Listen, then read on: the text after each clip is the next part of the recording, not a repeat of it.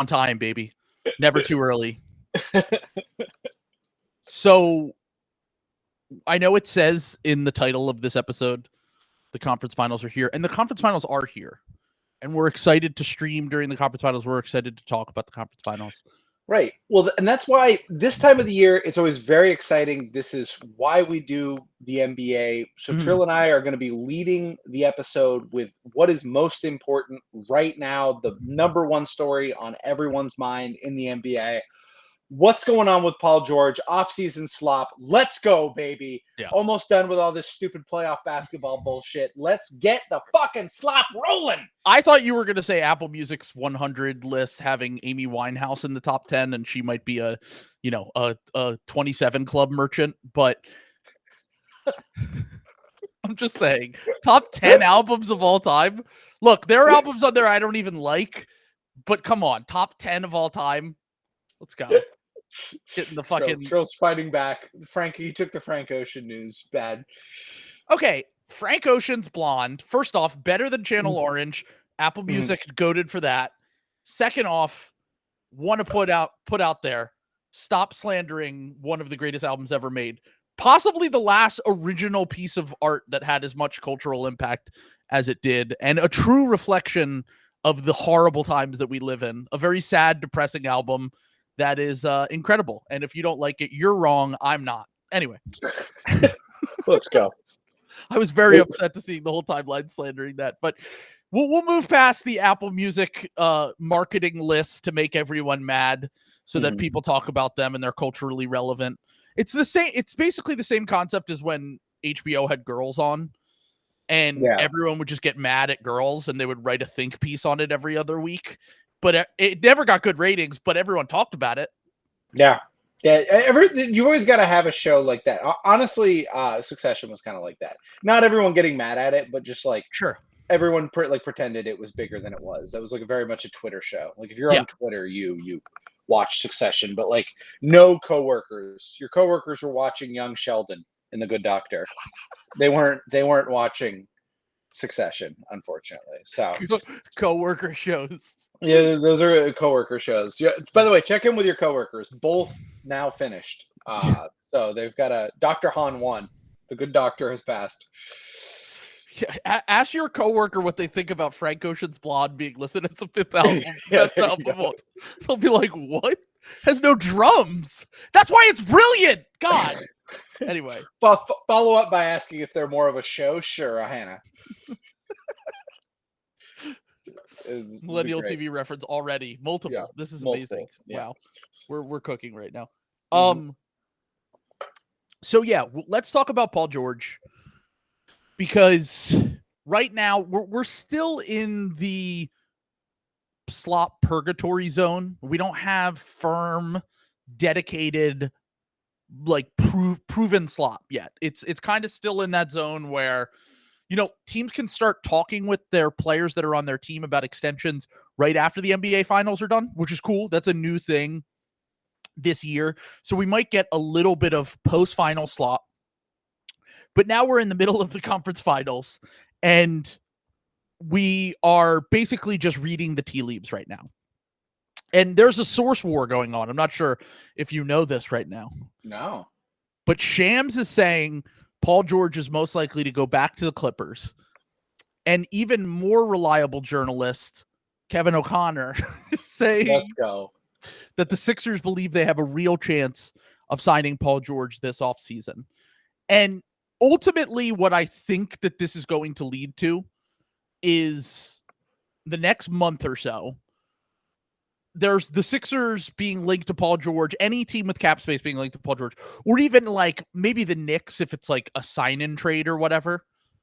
That will continue to happen until the Clippers put the full max extension onto the table for Paul George. And ultimately, when they don't do that in a month from now, Paul George will probably return to the Clippers on a smaller but still big contract, maybe a 3-year max, maybe a 4-year slightly under the max like Kawhi Leonard did.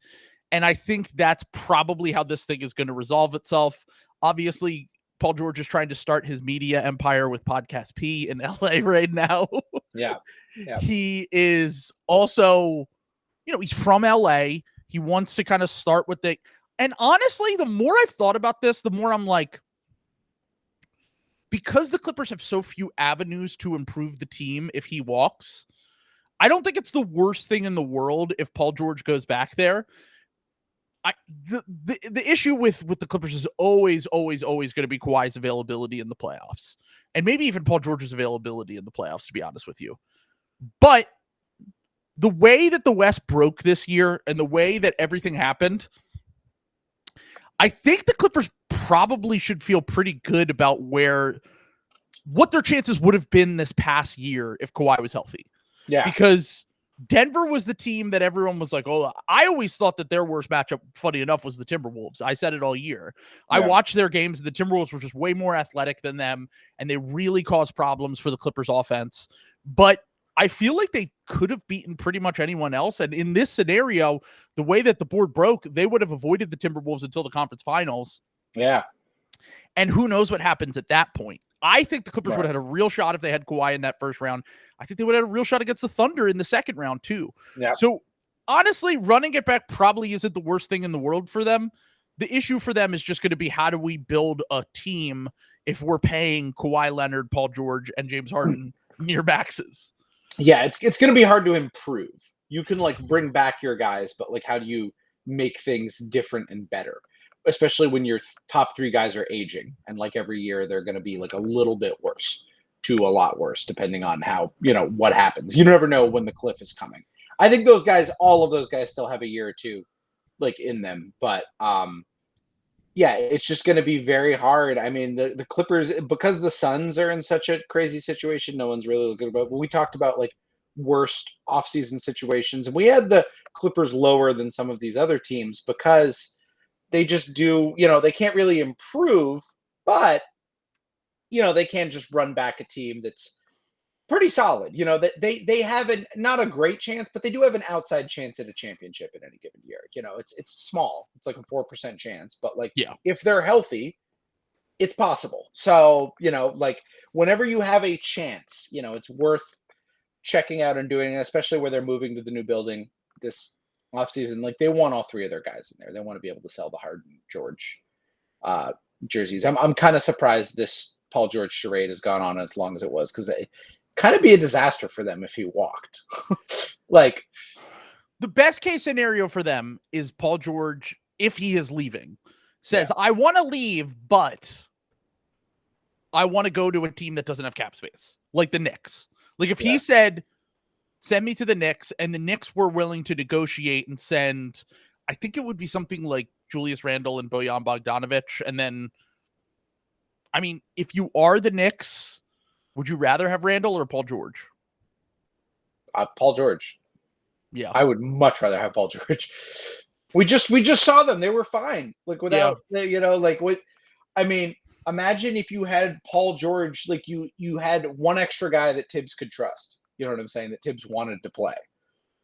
Yeah, I mean, and also the thing is that, as we've joked about, if he goes to the Sixers, Paul George is fine taking a backseat. I don't think that he's one of the rare stars that isn't I need the ball all the time. He's one of the guys that will take a backseat to Jalen Brunson. Yep. He will fit in a little bit with kind of what they need to do. And I think that I really do think that they were one more shot creator away from being a contender. And I don't trust Julius Randle based on what we've seen in the playoffs. But also there are plenty of guys that I didn't really trust in the playoffs that have kind of fixed their reputation over the last few years. Yeah. So I do wonder, I think that the Knicks are much more likely to just say, we'll wait it out. We'll wait. There's no point in us giving up value to try to get Paul George when we can either trade Julius Randle to another team and get a different kind of value, or we can just wait to try to trade Julius Randle a year from now, whether it's someone better becomes available. Piss says in the comments, Giannis. If the Bucks fall apart a year from now and you traded for Paul George and he signs this massive contract that is unmovable, then there's more downside to that than holding on to Julius Randle, I think. One of the big appeals of the Knicks, in terms of star hunting, and one of the things they've done really well is if you're trading Randle, all of a sudden you've got a team that fits pretty well around basically any star. You can kind of go after basically any type of guy except a point guard. Like really, you can like they'll be able to play. They have the two big centers if they can get Hartenstein back. That's the other thing to watch this offseason if they're able to like pay Hartenstein enough to keep him. The money becomes really complicated just because you'd have to pay Paul George so much. Yeah, because Paul George is still, even if he leaves, he's still going to want a near max, if not a full max. And Randall's contract is sneaky very good. Like Randall makes like $25 million a year. Like, even with all of his flaws, that's great for a player that is, made all-star teams and all NBA teams, and made two all NBA teams, which is insane. They're really insane. Yeah. But having said all that, like I think that unless Paul George is like, I actually really care about this $30 million difference over the course of the next 4 years, $40 million difference, that I'd be willing to leave LA and go to the Sixers. I don't really see a way. And then I look at it like this. If I'm the Sixers, I'm kind of like, once again, I go back and forth on this every fucking week. I change my mind every 5 seconds. I do still think you have to acquire a lot. You have to just acquire whatever the best talent you can this offseason if you're the Sixers, whether that's through trade or through free agency. And Paul George was obviously the best player they could just get, sign with their cap space, and then figure out the rest. Use value in other places to try to get other guys on the books, draft picks or whatever. I totally get that. But the more I think about it, the more I'm just like, we're watching these playoffs, and I don't want to dictate everything based on the playoffs because this shit changes every single year. And as our buddy Q pointed out, this era that we're in right now, and we'll talk about the conference finals a little bit later, this era we're in is a little bit like the post-Shaq Kobe Lakers and pre-LeBron Wade Heat, in that every year the finals are probably going to be different. Every year the finals are probably, it's not to say that like a team like Denver or Boston can't get to the multiple different finals like the Spurs did during that run. It's to say that the matchups are going to be different, and you'll probably get more random 2011 Mavericks. I know that was against the Heat technically, but that was before they had their run of 4 straight finals. You'll get the 06 Miami Heat.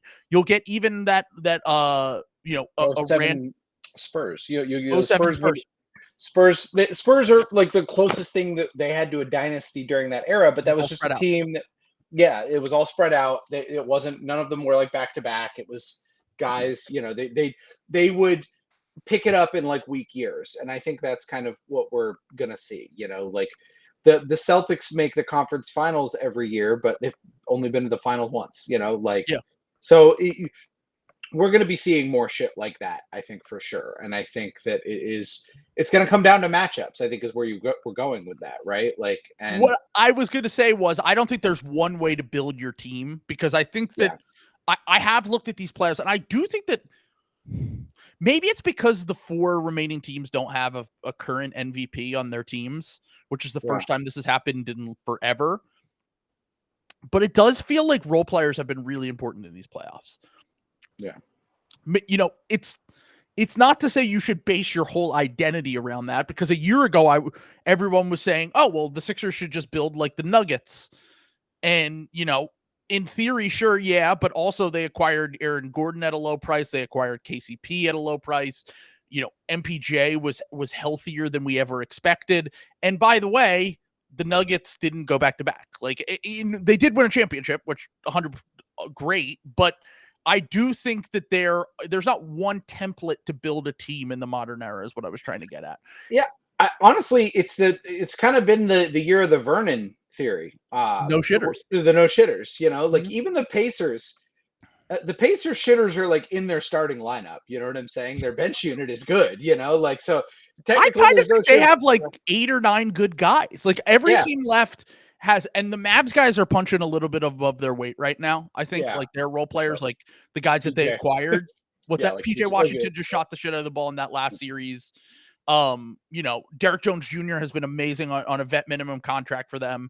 I'm not sure how sustainable all of this stuff is, but all of those guys have played at a higher level. And I do think that what I'm trying to get at here is the stars and scrubs approach it's becoming harder and harder for me to justify unless you have a circumstance where, like, for example, Boston is kind of doing a stars and scrubs approach.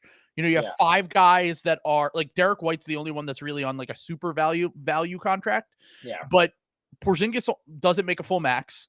Drew won't be making a full max after this year. Jalen and Jason are really the only ones making full maxes right now. And Jason Tatum is still on his second contract. Yeah. What I'm trying to get at here is if the Sixers were to acquire Paul George, they would be spending $110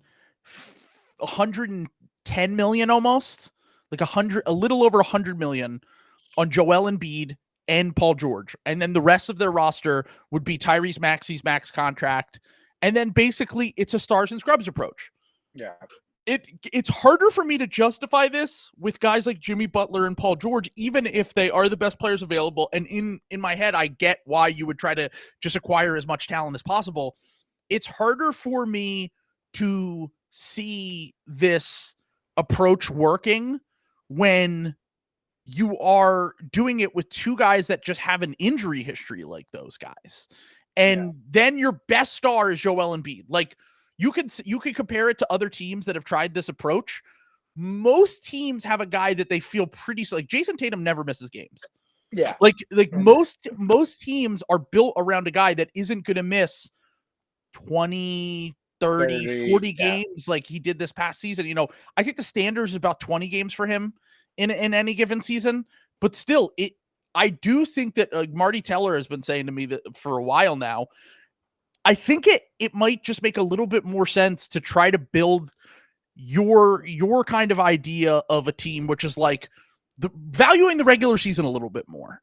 It's not to say that it's like you should overvalue the regular season in a way that I think like the Knicks might have went a little bit too far with that. Yeah. Where like they're running their guys into the ground from January until April. But I do think having 8 guys that you can trust and then like maybe 10 guys who are playable in a regular season is pretty important when we get into these playoffs, because like the odds are that the finals are going to be Minnesota and Boston. And then we're going to have another champion for pretty much every year going back to 1996. That's been a top 3 seed. Yeah. You have to be a top 3 seed to win the championship, basically, unless the Pacers pull up the upset of the century and win the finals. It's pretty much going to be a top 4 seed and probably a top 3 seed again. Well, and I think that I want to make the point that the era, because I think what you're talking about with the stars and scrubs, we're talking about moving into a new era, and I think the salary cap has a lot to do with that. Yes. You have a lot of teams that are over the cap and aren't able to add, and that means that there's a competitive market for veteran minimum guys. Everyone is kind of looking for a cheap guy in a way that they didn't really used to. Like there were only like 2 or 3 teams doing this at a time. Now there's like 8, so that's going to depress things. I think that going to, talking about valuing the regular season because of the parity and because we are entering this new era, we're seeing it with the Celtics. It's just valuable to be able to play shitty teams for the first 2 rounds, like of the playoffs. Because like you can try to win out of the lower, like the Miami thing last year was such a threw everyone the fuck off. It kind of discombobulated everything because it was like, well, see, you can do it out of the 8th seed, and it's like, well, no, not really. That was like one of the most insane 3-point shooting. Like, I mean, they're also the only lower seed to make it to the finals since the Knicks in the lockout year. Most teams that make the finals, I think the Hakeem Rockets were a 6 seed. Yeah. Then last year, and then the Knicks, and that's a 25-30 year sample. Yeah, I just think that I think it is important to get in the regular season. I also think that the stars and scrubs approach comes down to how much do you trust your GM and your scouting staff and everybody to like find that type of value. I do think that's a little bit more viable when you have Daryl Morey, who has a pretty good record of like that type of stuff, of kind of hitting margin moves. Like the margin moves are important. I do want to point that out. I don't disagree. Yeah. It's harder to find sustainable margin moves though. That's true. Like most of the margin moves that good GMs hit on are like, we got this guy on a 1-year vet minimum or a 2-year vet minimum or a 2 years on the biannual exception or whatever. That could, like, even like right now, what Minnesota's doing, for example. Yeah. Minnesota got Nickeil Alexander-Walker on a $5 million a year contract, which looks incredible.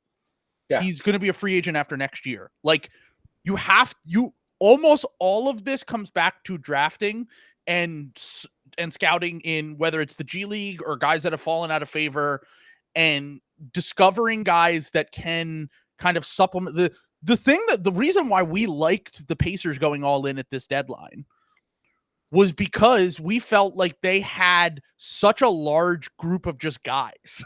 Yeah. we were like, one of these guys is bound to pop. And it happened to be Ben Shepherd is the guy that's playing for them right now. That Jarris Walker hasn't even played yet. Yeah. And Matherin's out too. Yeah. So like, I don't know if he fully fits with what they want to do and how they've been functioning in the playoffs, but we said between Matherin, Shepherd, Jarris Walker, all these guys, we figured one of these dudes is going to hit between now and the end of the season. You can give up a little tiny bit of depth that you barely even gave up in that trade to begin with. And you can try to get a guy like Pascal Siakam in the door. The Wolves and the Wolves and the Pacers are kind of in that same zone right now where it's like this confluence of like good things all happening at one time. Like they made all in moves, but they didn't really give up rotation players while doing it. Yeah. And then they happened to have like Naz Reid took a level up. Nickeil Alexander-Walker took a level up. Jaden McDaniels took a level up. And then with the Pacers, it's like Obi Toppin is just like, popping at the right time. Like TJ McConnell is giving them like a huge boost when Halliburton doesn't have it. Like, you posted that earlier today that it's like the on-offs and the playoffs are like fucking identical, no matter who it is. Like, regardless, like it's just literally the exact same. If TJ McConnell, they have 127 offensive rating in the playoffs with TJ McConnell and Halliburton on the bench, and a 125 with Halliburton, no TJ. It's about as plug and play as you can get in the modern NBA. Like, it doesn't really happen. Yeah. It's very interesting. I think it's hard. I think the bottom line, team building wise, is I think that the bottom line is your guys have to fit around your best player. I think that is the one immutable team building philosophy is that, like, I think if your best players are redundant or don't mesh well, I think it makes it really hard, and you've really got to fucking nail your other moves. We just saw this with the Suns are the perfect example. Yeah.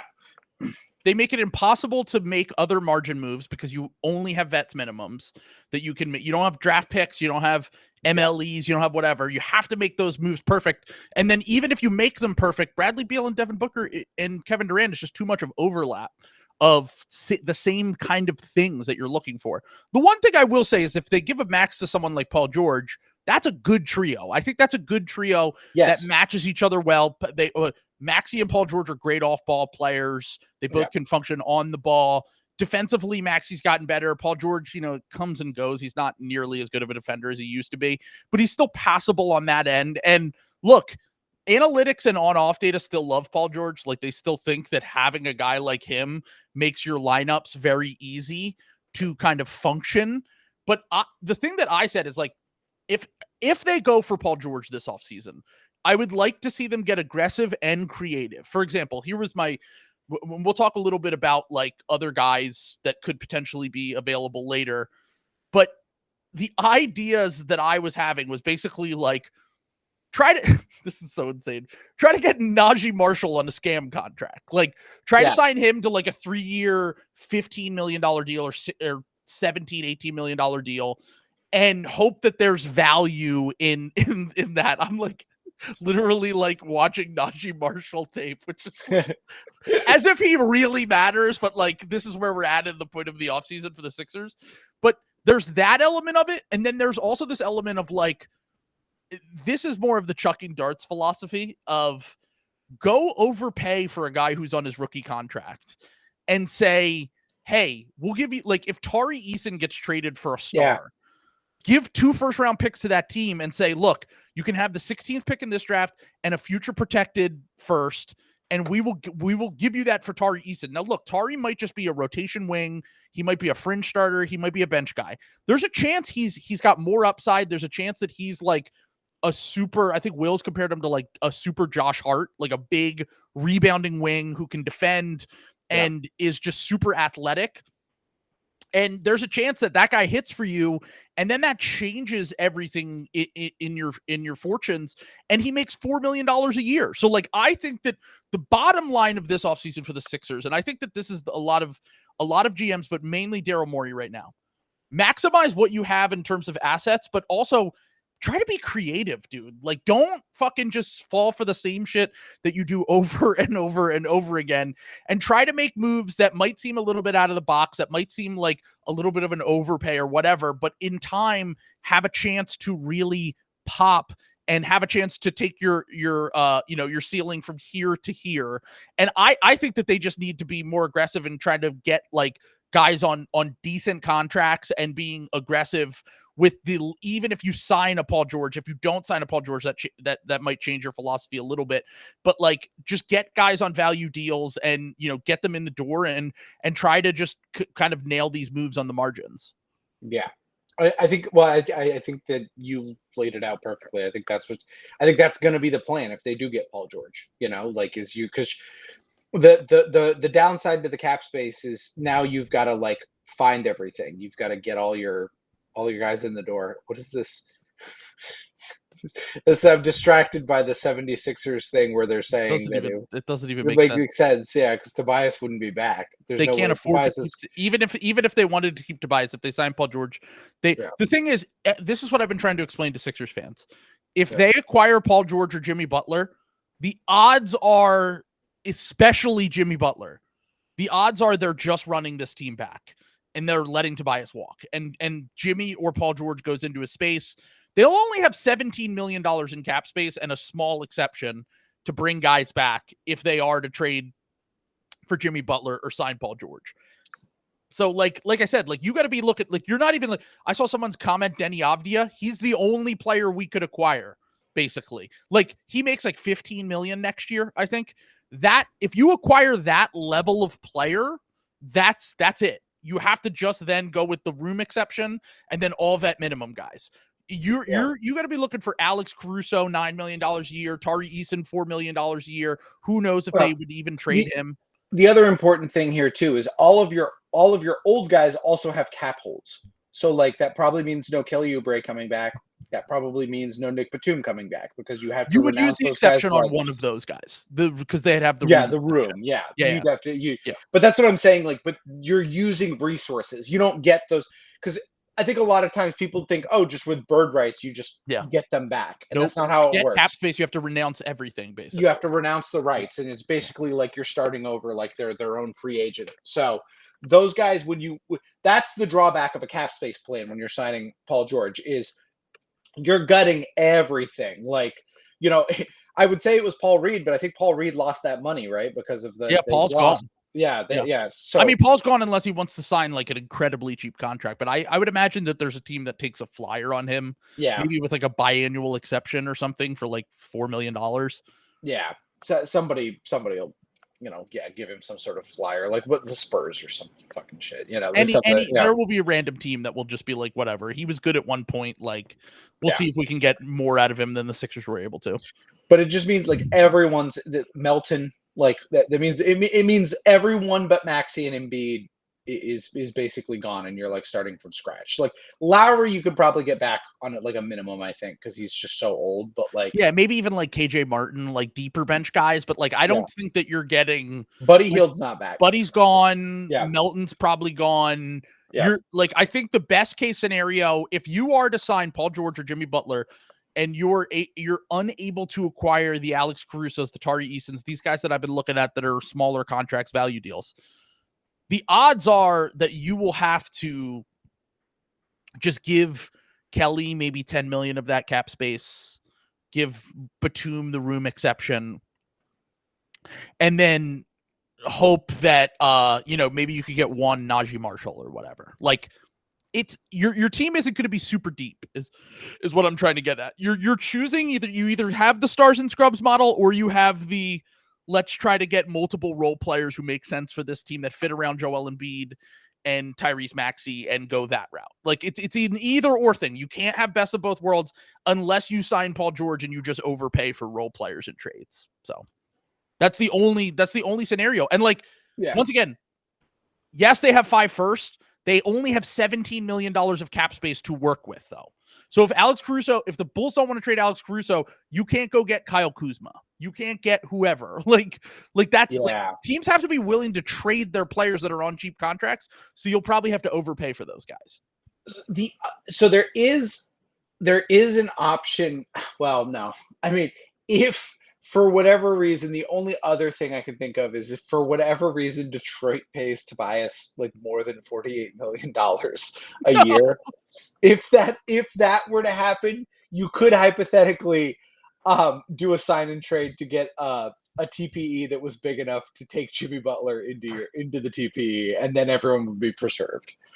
No, there's no. So if Tobias is willing to do a sign and trade, if he signs somewhere for $50 million or more, yes, you can do some of that stuff.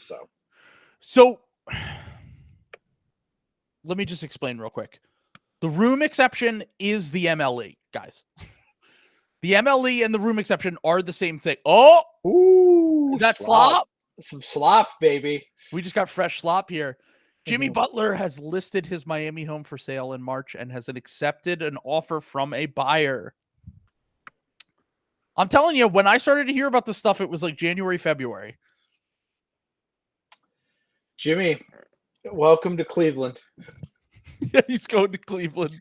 This is realtor slop, baby. This is what we do. Yeah, this is the grimiest slop that you could possibly acquire. Yeah. But yeah, long story short, the Sixers have to make some choices here. There was an article that was written by a Knicks reporter that said that the Sixers would be interested in OG Anunoby this offseason. And maybe after Knicks fans have, thrown him under the bus for bailing on the team. No, he's back in their good graces because he played with the hamstring injury in the first quarter of the game. He beat the I'm a bitch allegations.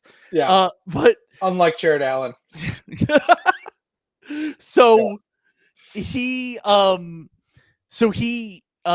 Sixers would be interested in OG Anunoby and apparently are willing to pay upwards of $40 million a year to get him if they miss out on other guys using cap space.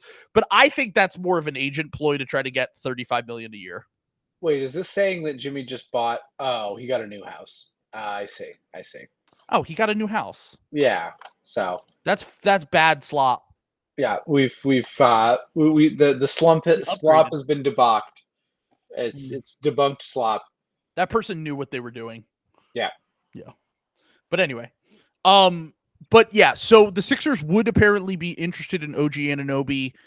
I think that's more just to get the Knicks to pay him a massive contract. I think that's just like, hey, if you want to keep OG, you got to pay him over $35 million a year, and we'll happily be used as leverage against you in any negotiations. Yeah. I have a very hard time. The reason why the Sixers were out on trading for OG Anunoby in the first place was because they didn't want to pay him $40 million a year. And that's probably what it would take to get OG Anunoby to leave the Knicks. I think that he picked the Knicks and said, trade me there because I know they'll be willing to pay me. And also it's a CAA Ponzi scheme. Yeah. God, I wonder, do you think if Jalen Brunson do you think there's going to be a league investigation if Jalen Brunson actually signs that extension? I feel like other teams are going to seen that before. $100 million in difference. I feel like other teams are going to because this doesn't really happen. I feel like teams should have done this in the NFL when Tom Brady would do this. There should be the players sucks in the NFL. I guess that's true. Yeah. But this players union in the NBA just sold all their guys out. They're not, they don't care. He's getting equity in the team or whatever, hustle grind set, justification they have for. I think that was the same article that was written about OG Anunoby. It said in there that Brunson would be willing to take, what was it, 100? It was a 4-year, $170 million extension or whatever. And if he waits a year, it could be $250 million next offseason. Yeah. But I did see some people saying, I mean, maybe he knows what's coming. He's playing for Tibbs. Sure. Like, maybe he's learning from the Isaiah Thomas thing, to be honest. Like, look, I'm not saying that Jalen Brunson's going to fall off a cliff in the next year, but small guards have a shorter shelf life than the majority of stars in general. And he's never really gotten, like, he's gotten a decent bag. Like, his last bag was good, but for what he is worth, he has made way less money in his career because he was a second round pick and he was making the least amount of money you can possibly make in the NBA for his first 4 years in the league. So there's that element of it too, where he's like, I'm happy here. I'd rather get the money and then whatever, like, hopefully I play well into my 30s and I can get another extension later. But like, I don't know, is the downside of losing out, like if he fucks up his knee or breaks his leg or whatever, like a year from now, is it really all that different? Like, he's 28 years old. Like, he's not young. Like, he's a guy that, like I said, has gotten paid, but for a level of his player has made by far the least amount of money of any of the top 15 players in the NBA. Because all the other top 15 players were mostly high draft picks, and if they weren't high draft picks, they've already been locked up on huge deals since then. Yeah. I'm going to be very interested to see this offseason, just to kind of keep going on like some of the slop things. I'm very interested to see which teams bow out. Because right now, we're having the same issue where there's a lot of buyers. And not everybody's getting these guys like Trae Young and DeJounte Murray and those guys. Like somebody like the Lakers is just going to be stuck fucking bringing their guys back. You know what I'm saying? Like somebody like the Suns. I mean, the Suns can't make any moves, but like, the Thunder could get interesting and they could like swoop in and like they could break the market. They could just swoop in and like take one of these guys, and then everybody else is fucked if that happens. Like, what are you gonna do? Like, beat their assets? You can't. So here's my thing. I have been thinking this, and I wanted to save this for later, but since you brought this up, I'm just gonna cook. Yeah. I think the team that should really sell right now, and close your ears, Billy, the Kings should absolutely sell. Yes. Yeah. Look at the Western Conference right now. And look, I don't. This is not contender brain shit. This is not championship. I'm not saying that they need to win a championship to be validated. But the way that you look at this Kings window right now, Sabonis is like almost 30. Yep. Fox has very high value right now. And unless they take that pick, the 2020 pick, and they really maximize, the 2024 pick, the lottery pick that they have this year, and they really maximize the shit out of that, look at the Western Conference right now and tell me who they're going to be able to like even compete with in a playoff series if they can get there. I think they're a team that is just going to make the play-in every year and lose. Like that looks like what the reality, like we've talked about this before, but it's like we have all the top teams at the top of the West right now. You have the Wolves, the Nuggets, the Mavs, you have the Spurs rising, you have the Rockets rising, you have the Grizzlies coming back next year. Like, there's a chance that the Kings are in a situation where they lose Malik Monk for nothing. Yep. And then they basically have to hope that Keegan Murray becomes an all-star. Otherwise, what is the upside that is on that roster? They don't they have their future picks, except for the one that's protected going to Atlanta that they got in the Kevin Huerter trade, which will probably convey next year.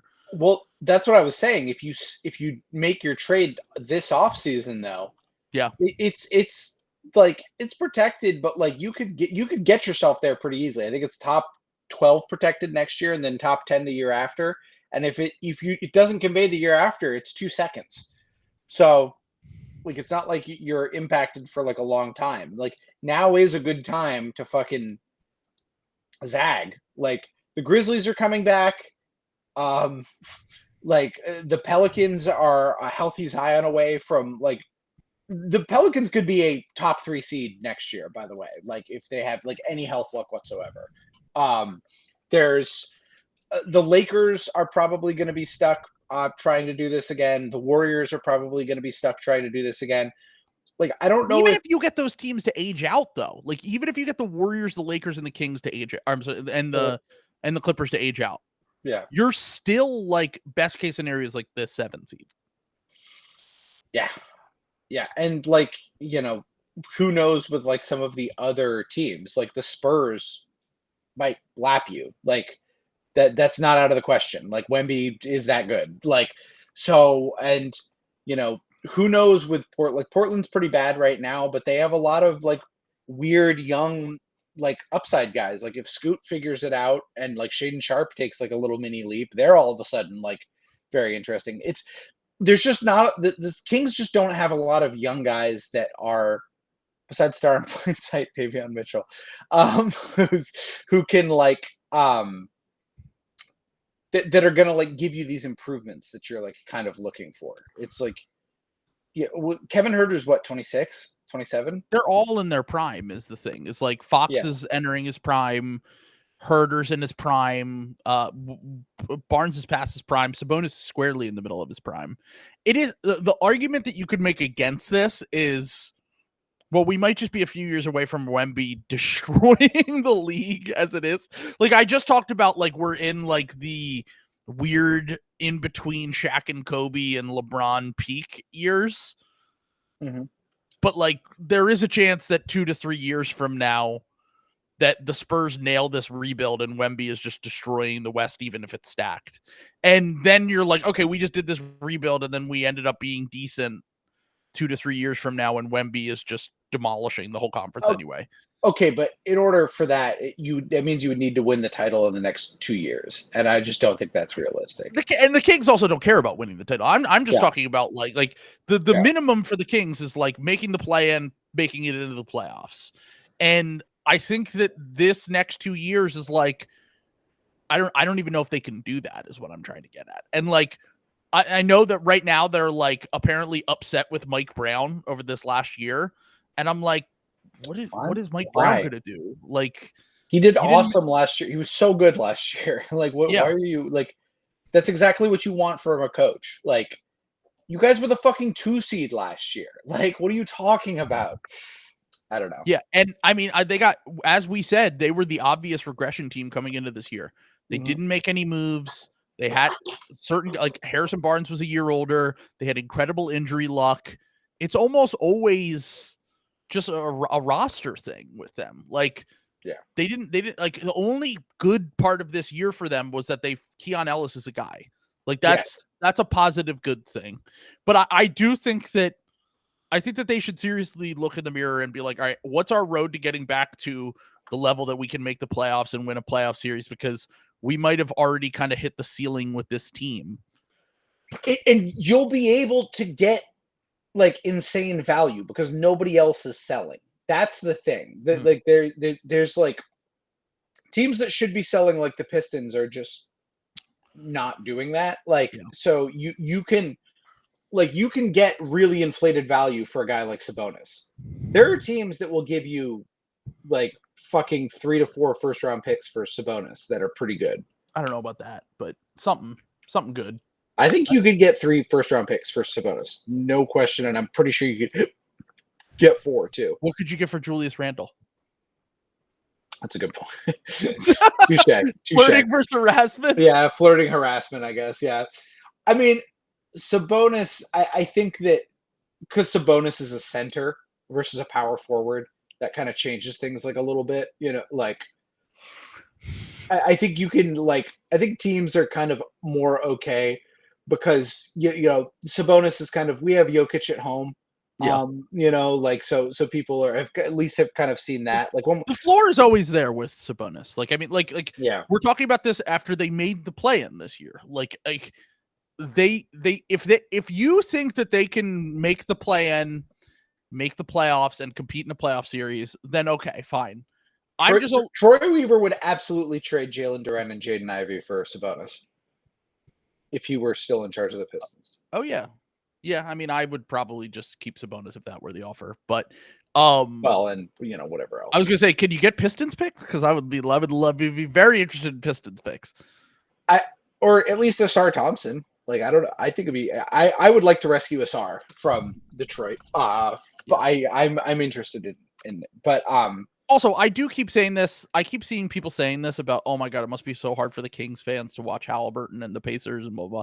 Yeah, I'm sure it sucks. I mean, that sucks to see a guy you drafted succeeding.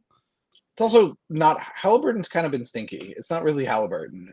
Like, he's good. He's been up and down, I would say. But, like, look, he's a big part of their success. He's been awesome. Yeah. At times.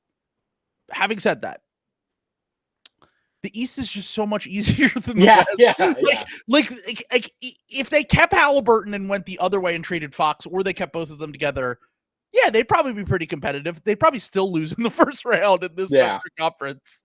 Like, I don't really, maybe they win a playoff series. Like, I don't know. It's just, it's so much harder in the West right now than it is in the East. And also they got really, like, what the Pacers have done offensively has been very impressive. They got a very easy path to the Eastern Conference Finals. Like, they ran into 2 decimated teams, and good for them. But at the same time, I don't really know if this is like a sustainable model, unless some of those other guys, like we talked about, like Jarris Walker gets better and they find all these, and they just have like this incredible depth from year to year and they're able to balance that, then sure, absolutely. But I'd be interested to see how that kind of goes. But the next piece of slop that we have on deck is from another team in the Western Conference. And that is the Houston Rockets being interested in Donovan Mitchell still. So we're getting a little bit of reporting coming out of Cleveland that even Windhorse is saying it. And by the way, I don't know if you've noticed this, but Windy's been like the big, like, Donovan Mitchell hasn't extended. And like, he could have extended last year and he decided not to. And it does sound like Windy thinks there's a possibility that he decides to sign that extension with the Cavs this offseason. And like we said on the last episode, the Patreon episode that we did where we talked about the Cavs offseason, it does sound like they're more likely to trade Darius Garland and Jared Allen if that is the case. But let's just hypothetically say he doesn't sign the extension with the Cavs. He forces his way out. What do you think about Donovan Mitchell in Houston? What do you think about, first off, what do you think about the fit? And what do you think about what it would cost to get him on Houston if they were to trade for him? I mean, I kind of liked the trade that Will's been cooking up where it's a 3-way with the Nets and you're sending, what's left of the Nets picks back plus your salary filler, which is like Dylan Brooks, a couple of other things to the Nets. And then the Cavs are getting Cam Johnson and Mikal Bridges. Okay, so the Cavs get Cam Johnson and Mikal Bridges. Yeah. Mitchell goes to the Rockets. Yeah. And then the remaining picks go to back to the Nets. Back to the Nets. And then it's Dylan Brooks and they're young players. They're like not really. There's like I'm trying to remember who Will had in there. There was like some like young guys, but like maybe you can kind of fill in with like whoever you want. Like you could do a young guy or anything like that, but I think that value is like about right, to be totally honest. Like, and then the Nets kind of get their get out of jail free card for their, their picks in the Harden trade. They like get those back. And I mean, that's a lot of value to eat if you're the Rockets, but Donovan Mitchell's a really good player. So you're just adding Donovan Mitchell to your team, basically. I mean, you're not really giving up much in that scenario. Like, look, I think the reason why they signed Dylan Brooks and Fred VanVleet to their bloated contracts was because they figured at some point they could try to trade them. And I think that with the amount of young guys that the Rockets have coming up, it's a little bit like where the Wolves were at. A little bit. Not quite 1-for-1 because the Wolves had Anthony Edwards. Yeah. But it is a little bit in that you have all these young guys and you just hope that one of them really pops. And Şengün has already popped for them for sure. Yeah. And then you also have this kind of glob of wings, whether it's Cam Whitmore or Tari Eason or Jabari Smith or whoever. Amen Thompson is, I know he's more of a guard, but he's kind of wingy size. He's huge. Play the wing. Yeah. Yeah. I think that one of the reasons why he might be able to survive even with some of his shooting struggles is that he is that like crazy wing sized athlete that might be able to kind of figure out a way to kind of impact the game even with a shaky shot. And I'm like, all of a sudden, if you're taking out whoever it is to fill the salary, Jayshawn Tate, Dylan Brooks, and maybe one of your maybe you're just moving on from Jalen Green because then Jalen Green doesn't make a ton of sense with Donovan Mitchell. Yeah. I don't hate that if you're the because then you all of a sudden you go from, hey, we are a team that was fighting for the play-in this year, we almost made it, to now we have a top 15 player and we have 4 or 5 guys that might have high-level role player upside, star impact upside. We might have guys on this roster that can lift us up to the level of let's make the playoffs and win a series. I found the trade in my DMs with Will. It was the Cavs get Cam Johnson, Mikal Bridges, and the Philly pick that the Nets have coming. Mm-hmm. The Nets get Dylan Brooks, Jeff Green, Jock Landale, Jayshawn Tate, Ty Jerome. Like all the filler. all the filler guys, and then all the picks, all the Brooklyn picks, and the swap. I think there's one more swap. They get the swap back too. And then the Rockets get Donovan Mitchell and Dorian Finney-Smith. Yeah, I mean the Nets would just never do that, but in theory, it's a good idea. Yeah. I mean, like, to have your own control back of your destiny, sure. The Nets don't want to do that, but if they did want to do that, that would be an idea that makes a lot of sense. And also, I do think that, I just think adding Donovan Mitchell, like I know there are some Rockets fans that are still stuck in like process rebuild mode, where it's like, but like it's year 4 now. Like you traded James Harden in 2021. Yeah. You're going into year 4 of the rebuild and your team is good and young and talented.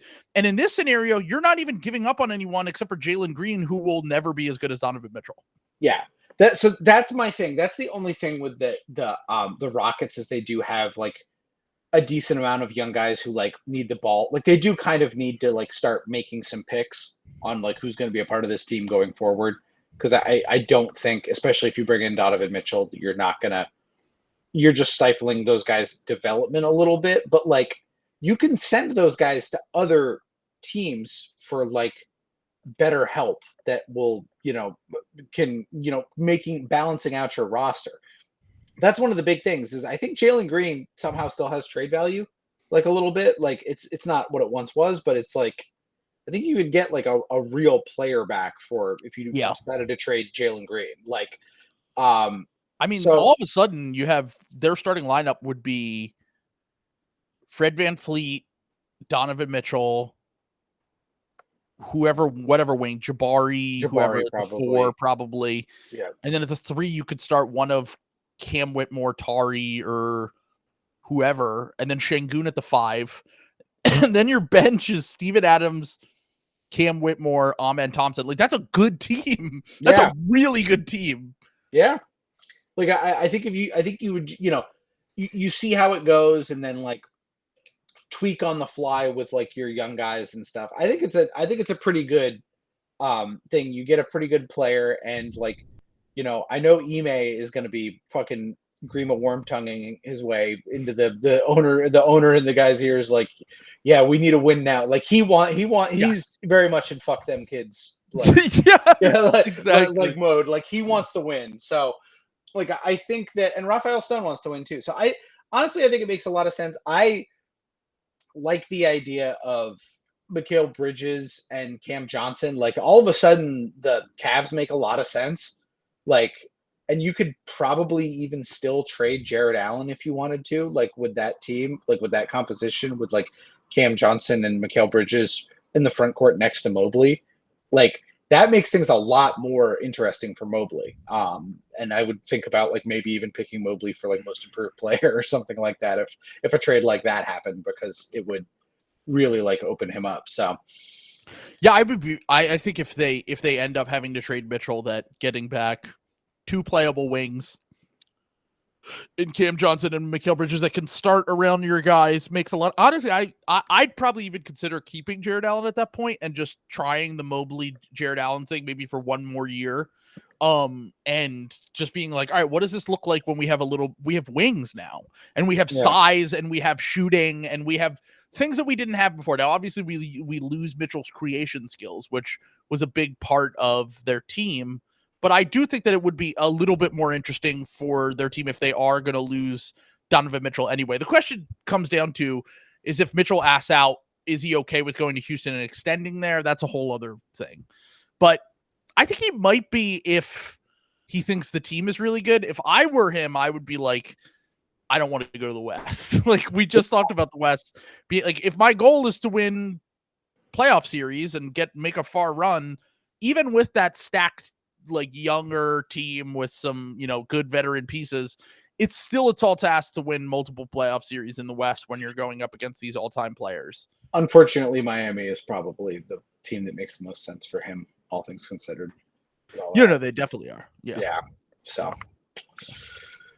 we'll see what the value is. Yeah, we'll see what the value is like. Yeah. So my question for you is, if Miami doesn't get Donovan Mitchell this offseason, do they still trade Jimmy Butler? I would.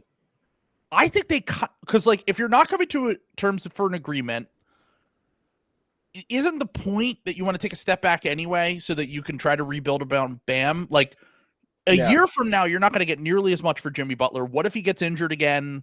Yeah. He has 1 year left on his deal from now. Like I think it might make sense for them to trade Jimmy Butler while he still has some trade value before he turns 35 this September. Yeah. Yeah. I think that's why we saw Pat Riley come out guns firing. I think they've kind of already made that decision. I think he's not coming back. I think that they're trying to, they've looked at it and they've got the feathers. I mean, they're going to have you're going to have Rozier and Tyler Hero next year, like in terms of like offensive load. Whatever you can get back for, I know, like, I know it's like, I know that sounds like awful, but like those guys are like capable NBA players on offense. And if you have Bam and other guys who can play like defense in front of them, they were still a good defense this year. And like, that didn't have a lot to do with Jimmy Butler. That's just Spo and Bam. They'll always be a good defense with Spo.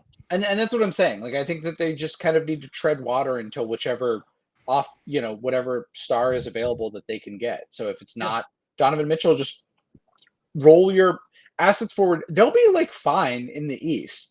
Even if Jimmy leaves, I still think they could depending on what they get back, if they get like 1 to 2 like good starters or one good starter at least that's like more reliable than Jimmy, they could like absolutely be like a 6 seed or a 5 seed like again in the East next year. Like, and then you also get to talk them into being like, look, we get to see what we have in Jaime Jaquez and Jovic.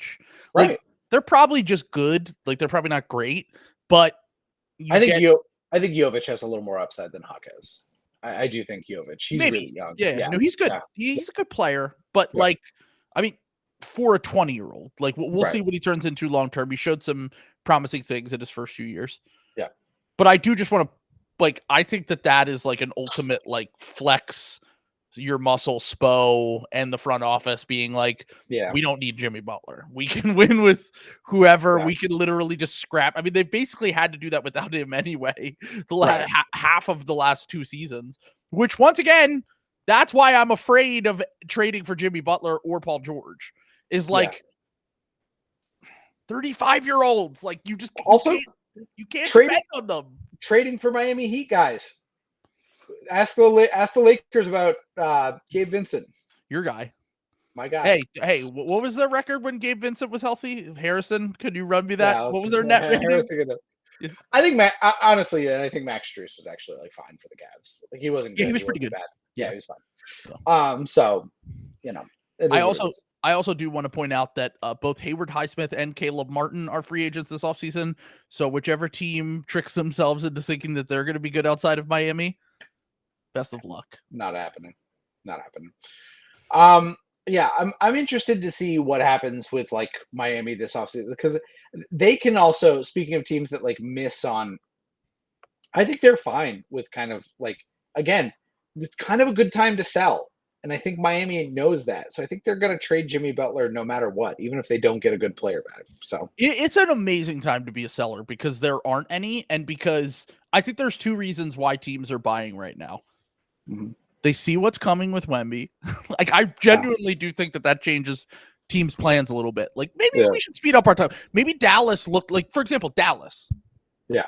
Dallas was like, okay, we could wait until the offseason, try to trade Grant Williams, try to use, maybe we get an extra draft pick in the offseason, whatever. But instead they were like, yeah, what if Wemby's just like the best player since LeBron? And then 3 years from now, we're fighting with Wemby in the playoffs. Let's push in the chips now. Got back to the conference finals. Look, I said at the time I didn't love the value they gave up. I thought they overpaid in arguably both of those trades. But I also said I think just there's the rotational upgrades that they made in those trades were huge, because it was just like you can literally get to the conference finals with Luka, Kyrie, and scraps. Their roles are just so easy for just, stand in a corner and shoot threes. Okay, cut it this time, catch a lob dunk, defend, do whatever. It is so simple to play around those guys. They just simplify everything for everyone. And I think that right now, if you're teams that are on the borderline, that are looking at this shit, we might not, this is a great time to sell for sure. This is there's so many buyers. There's so much fucking everyone wants to compete, all that shit. Yeah. It's a great time. What do you think the Jazz end up doing? They're the team I can't really figure out, because they should be selling, and I don't think they're going to. The Jazz? The Utah Jazz. The Jazz also want to buy. That's what I'm saying. They should. It's weird. Yeah. But they also want to buy. I think the only teams that are going to be selling this offseason, I'm just trying to think off the top of my head. Miami might be one. Mm-hmm. The Wizards will be selling. I think they'll try to move on from Kuzma and their fringe guys. And then the Pistons want to compete. Yeah. The Hawks might sell. Okay, that's another good one. The Hawks might sell. Maybe, if the opportunity's there. I think the Hawks are going to sell at least one of their guys. Sure. Yeah. Okay. So let's put them in the seller category. Yeah. The Hawks are going to sell. I think. But who else? The Raptors already sold. The Raptors don't have anybody left to trade. Except for Bruce Brown, who they are going to trade. Yep. The Wizards don't really have anybody left to trade except Avdia and maybe Kispert. And Kuzma. They do have Kuzma. Yeah. I just keep forgetting about Kuzma. Yeah. So they could sell a little bit, but the Pistons aren't going to sell. The Trailblazers might sell, but they've also kind of been weirdly cagey about their guys. I'm kind of surprised Jeremy Grant played the whole year there. I'm going to be honest. I kind of thought he would be moved at the deadline. Well, they've said they want to have some competency around their young guys, and that's why I think they wanted to keep Brogdon and Grant. But I do think that this is the kind of offseason where let's say the Sixers strike out on all their plans, and they're hey, we'll give you 2 good firsts and a swap for Jeremy Grant, and you could just get off the contract. Yeah. I think the Blazers are going to be okay, it might be time. It might be time to consider those kind of offers, because that's an overpay for Jeremy Grant. And also, you can always find veteran guys to build a normal team around your young guys. And financially, it probably makes a little bit of sense for them. We can just trade them into cap space. I don't think that would be completely off the table if something like that were to happen. But this is a great point. What? Yeah. The Wolves might sell. Yeah, the Wolves maybe. Yeah. I don't know. I think it's beyond the pale now. They're clearly I think if they had lost to the Nuggets, that was a little excuse me, a little more on the table. But especially if they make the final, you can't have a conference finals team with it just would be too onerous. You know what I'm saying? I think neither owner is gonna there's limits to this type of shit. There's killing the golden goose. This is the fucking splitting the baby in half. The fucking that story. I can't remember. I don't know. You know what I'm talking about? It's you've made this biblical story. Yeah, it's a biblical story where the King Solomon. Yeah. King Solomon. There we go. Thank you. Yeah. That's kind of what's going to happen with the Wolves. You know, I don't think anybody's actually going to want to fucking cut this thing in half. So I don't really think that's part of the equation, though. They're going to spend. It's not their choice, even really. Like, how much money are they going to spend into the tax? If they win the championship, okay, maybe. Yeah. But like, I don't know. I think that we've seen even with teams like the Mavs got kind of cheap after they won the title. Like, I mean, it happens. It's possibly, but like, we're talking about them like not re-signing Nickeil Alexander-Walker. I don't think that they're after next year, sure. Yeah, that's what I'm saying. I don't think it's going to be this offseason. Like the getting cheap is not bringing guys back. It's not trading Cat for nothing. You know what I'm saying? Like, I don't think it's going to be like a pure salary dump for sure. Yeah, but like if the Cavs called and they said, "We're trading Jared Allen, we're keeping Donovan Mitchell. We will give you Darius Garland, who makes half as much money as Karl Anthony Towns." And we will take Karl Anthony Towns to put in the front court with Evan Mobley because we think it's a great fit. And we will pay him $60 million a year. I think the Wolves would consider it. They would be like, we could just start Nas. Look, Cat's been awesome. I'm not fading Cat. Mm-hmm. I'm saying we could just start. We could slide up guys. We could start Nickeil Alexander-Walker, put Jaden at the 4. We could start Naz Reid. We could have Conley be the 6 man, have Garland be the starting guy in the backcourt with Ant. And all of a sudden, like, we save a ton of money and our team's still really good. Yeah. I that's the kind of trade I mean. I don't mean like salary dump Cat for nothing to the Pistons or whatever. Also, but also if you're dumping that much salary, it's the trade becomes unworkable. Not necessarily. They're trading Jared Allen and Darius Garland. They could make and like you move Niang and Allen to a team that maybe has a little bit more cap flexibility. Not like the Sixers don't work, but like maybe like the Magic have cap space. The Magic wouldn't just take Jared Allen. The Spurs might. Maybe. Whenever there's 3 teams involved in something like that, it gets like a little bit wonky. It is complicated. I agree. But I'm saying if there's a way that they can get off the Karl Anthony Towns contract, and they can get a good player back that makes much less money, I think they would do it. I think the optics are too bad for this year. I think they will do it eventually, but it's not like, yeah, they're not in the Suns boat. You know what I'm saying? Like where it's like a fucking disaster. You know, they're paying like a normal amount of luxury tax. It would be like the funniest thing of all time if they win the title and 2 weeks later they trade Karl Anthony Towns. You're like, what the fuck? It would be like Dallas. Would Dallas win the title and they just let Tyson Chandler walk? Oh, okay, yeah. But to be fair to Dallas, I mean, it was a bozo dumb move. Don't get me wrong. To be fair to Dallas, I think they did that because they thought they were getting Dwight Howard. Yeah, and then they just if I remember correctly, and then Dwight Howard just went to Houston. Yeah, didn't they think they were getting Dwight Howard and Darren Williams, or am I making that up? I feel like something like exactly what it was. Yeah, something like that. Yeah. Which, by the way, how fucking funny would that have been?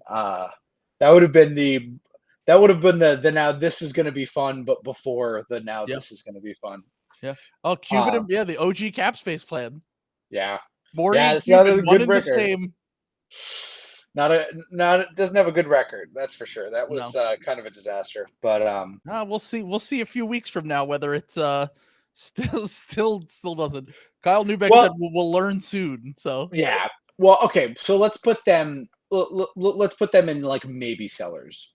Okay. Like, so I wouldn't even consider that. Like, if I traded Karl Anthony Towns for Darius Garland, that's almost not even a sell to me, even if Cat's like a better player.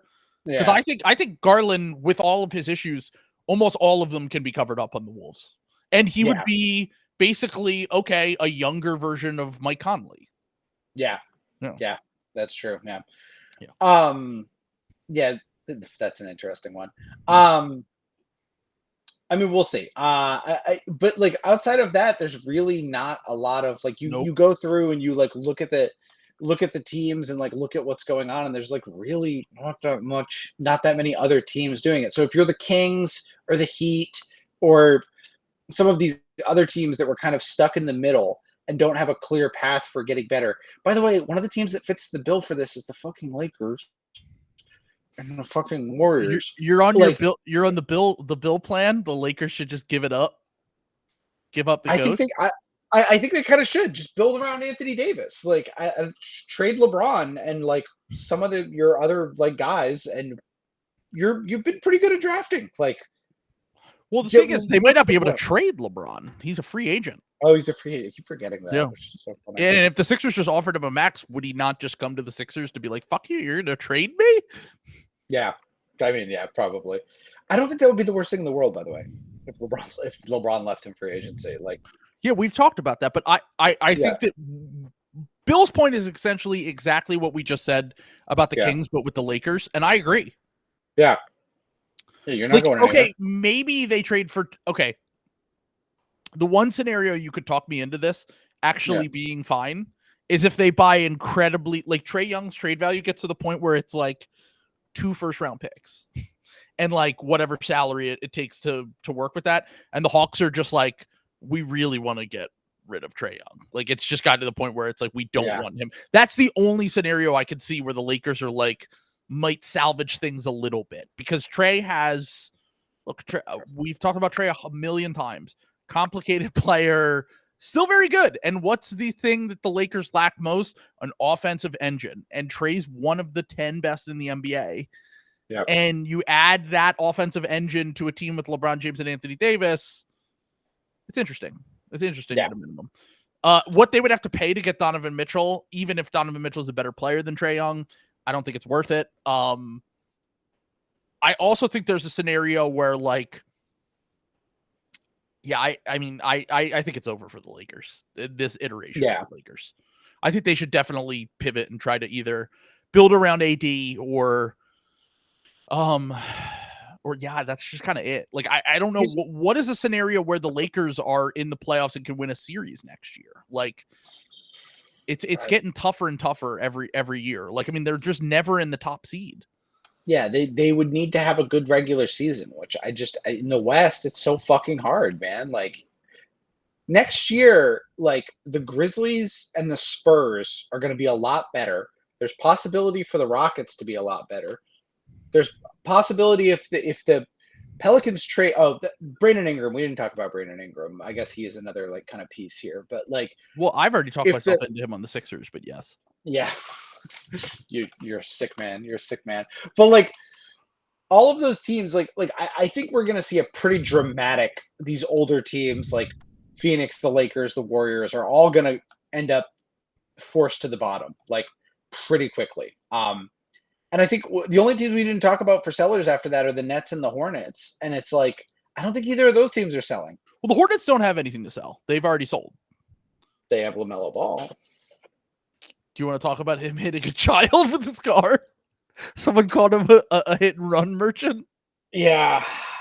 It's not good. I mean, I wish I could say I was surprised for that, but, like, everyone's known that for a while, that he's just won't stop driving like an insane person. He like just drives like he's in fucking Grand Theft Auto Vice City. Like, like that's unfortunate. He's honestly kind of lucky he, like, didn't only broke someone's foot. Yeah. Yeah. Well, that's what I'm saying. Like, didn't kill the kid, like, he's got to get that shit together. So yeah, exactly. Yeah.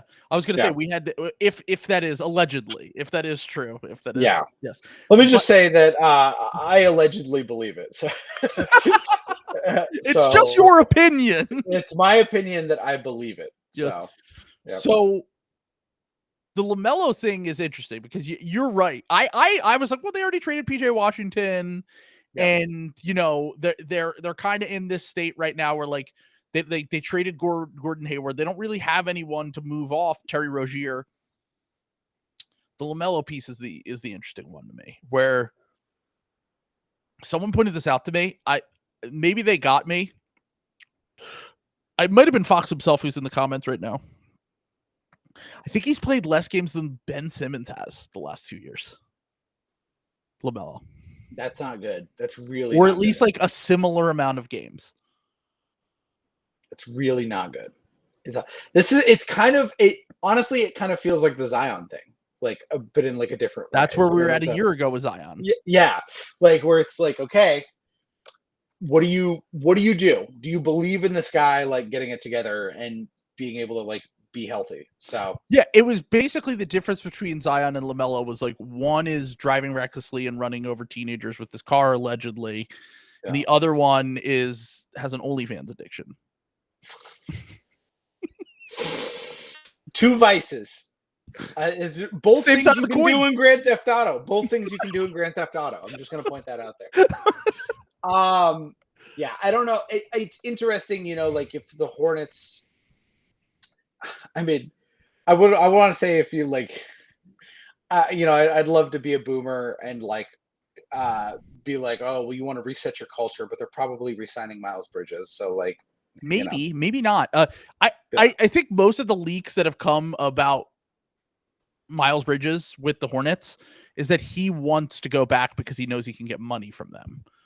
But I don't know if the Hornets are willing to pay it. Yeah. I don't think so. I do just want to throw out there that if you are the Hornets, it's tough with this news coming out right now. Yeah.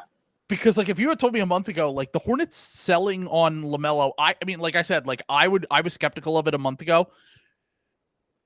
I don't think it's the worst thing in the world if other teams like if I keep using the Sixers, but like if the Sixers or the Magic strike out on their plans and they're just, I mean, like LaMelo's still really talented. Like the Lakers, like there are teams that could use a talent like him if he can ever figure his shit out.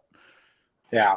But the recent history with Lonzo's knee stuff, LaMelo's lower body injuries, and then this stuff popping up, I think teams are too boomer pilled to take a risk on him.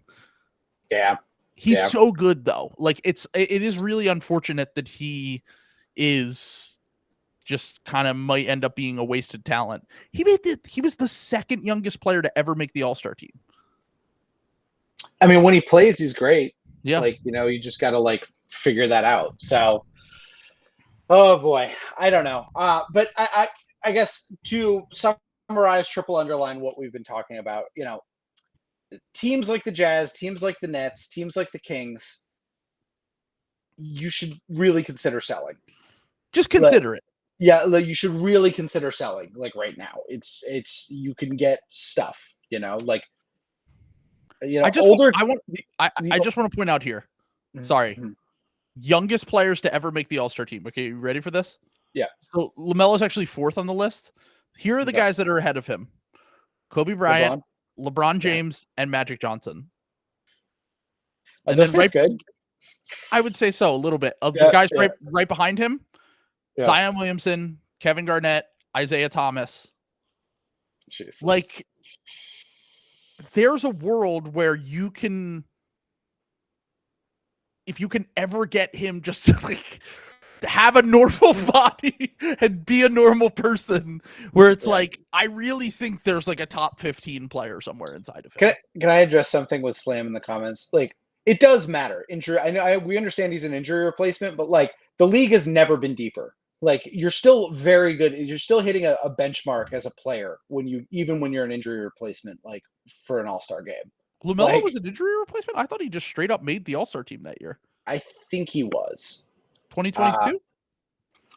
Yeah, I can't remember. I'll look it up. So no, I'm pretty certain he made the All-Star team. Maybe I'm wrong. I'll find out.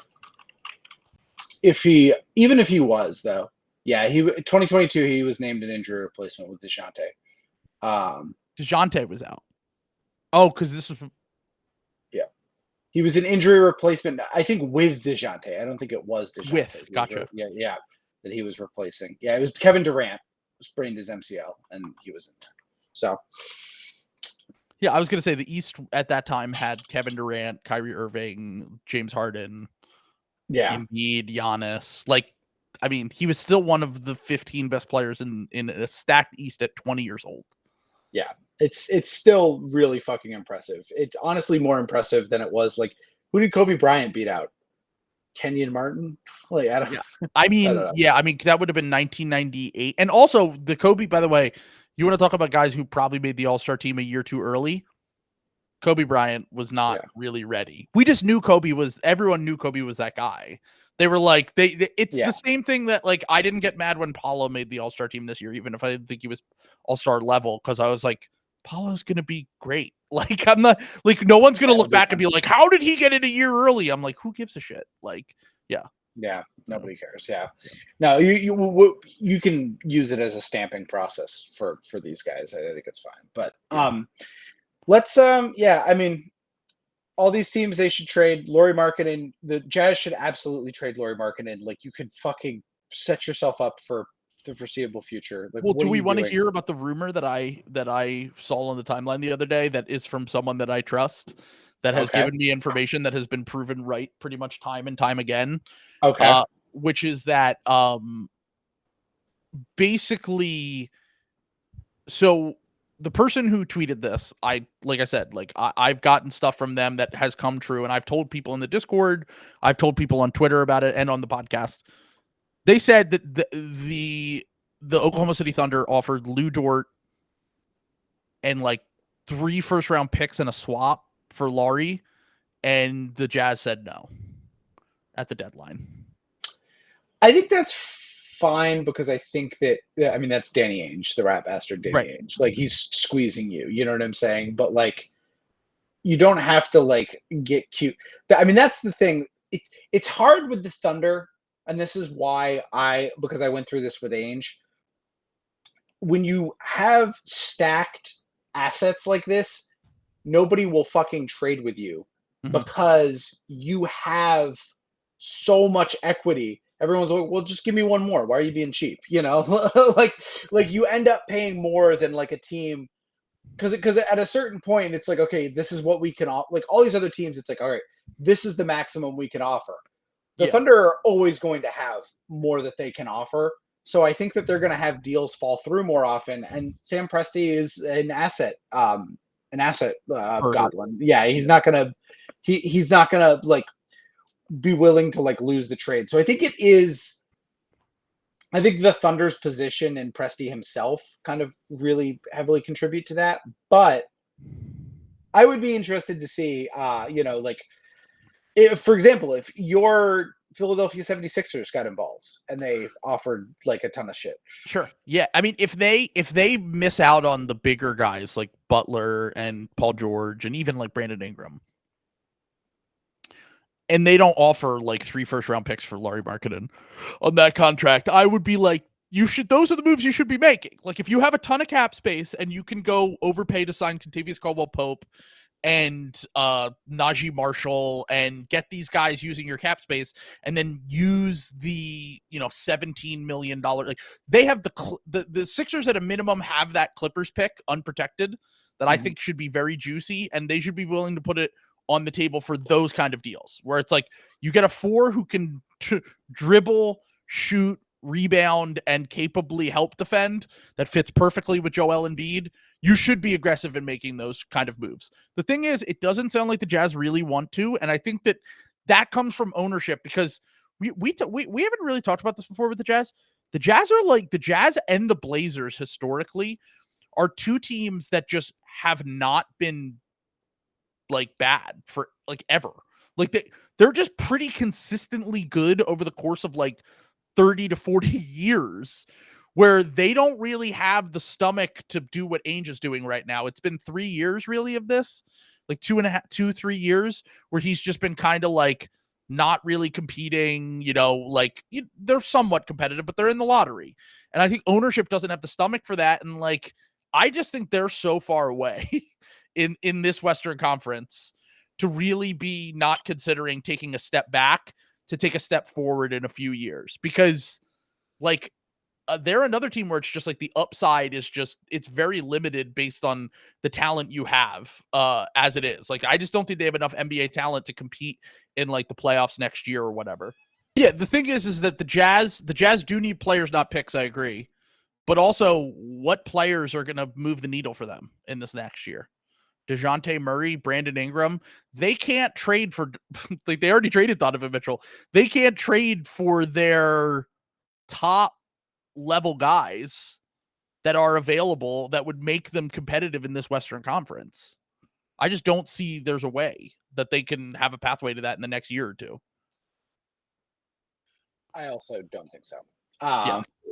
I was here the whole time. Don't worry about it.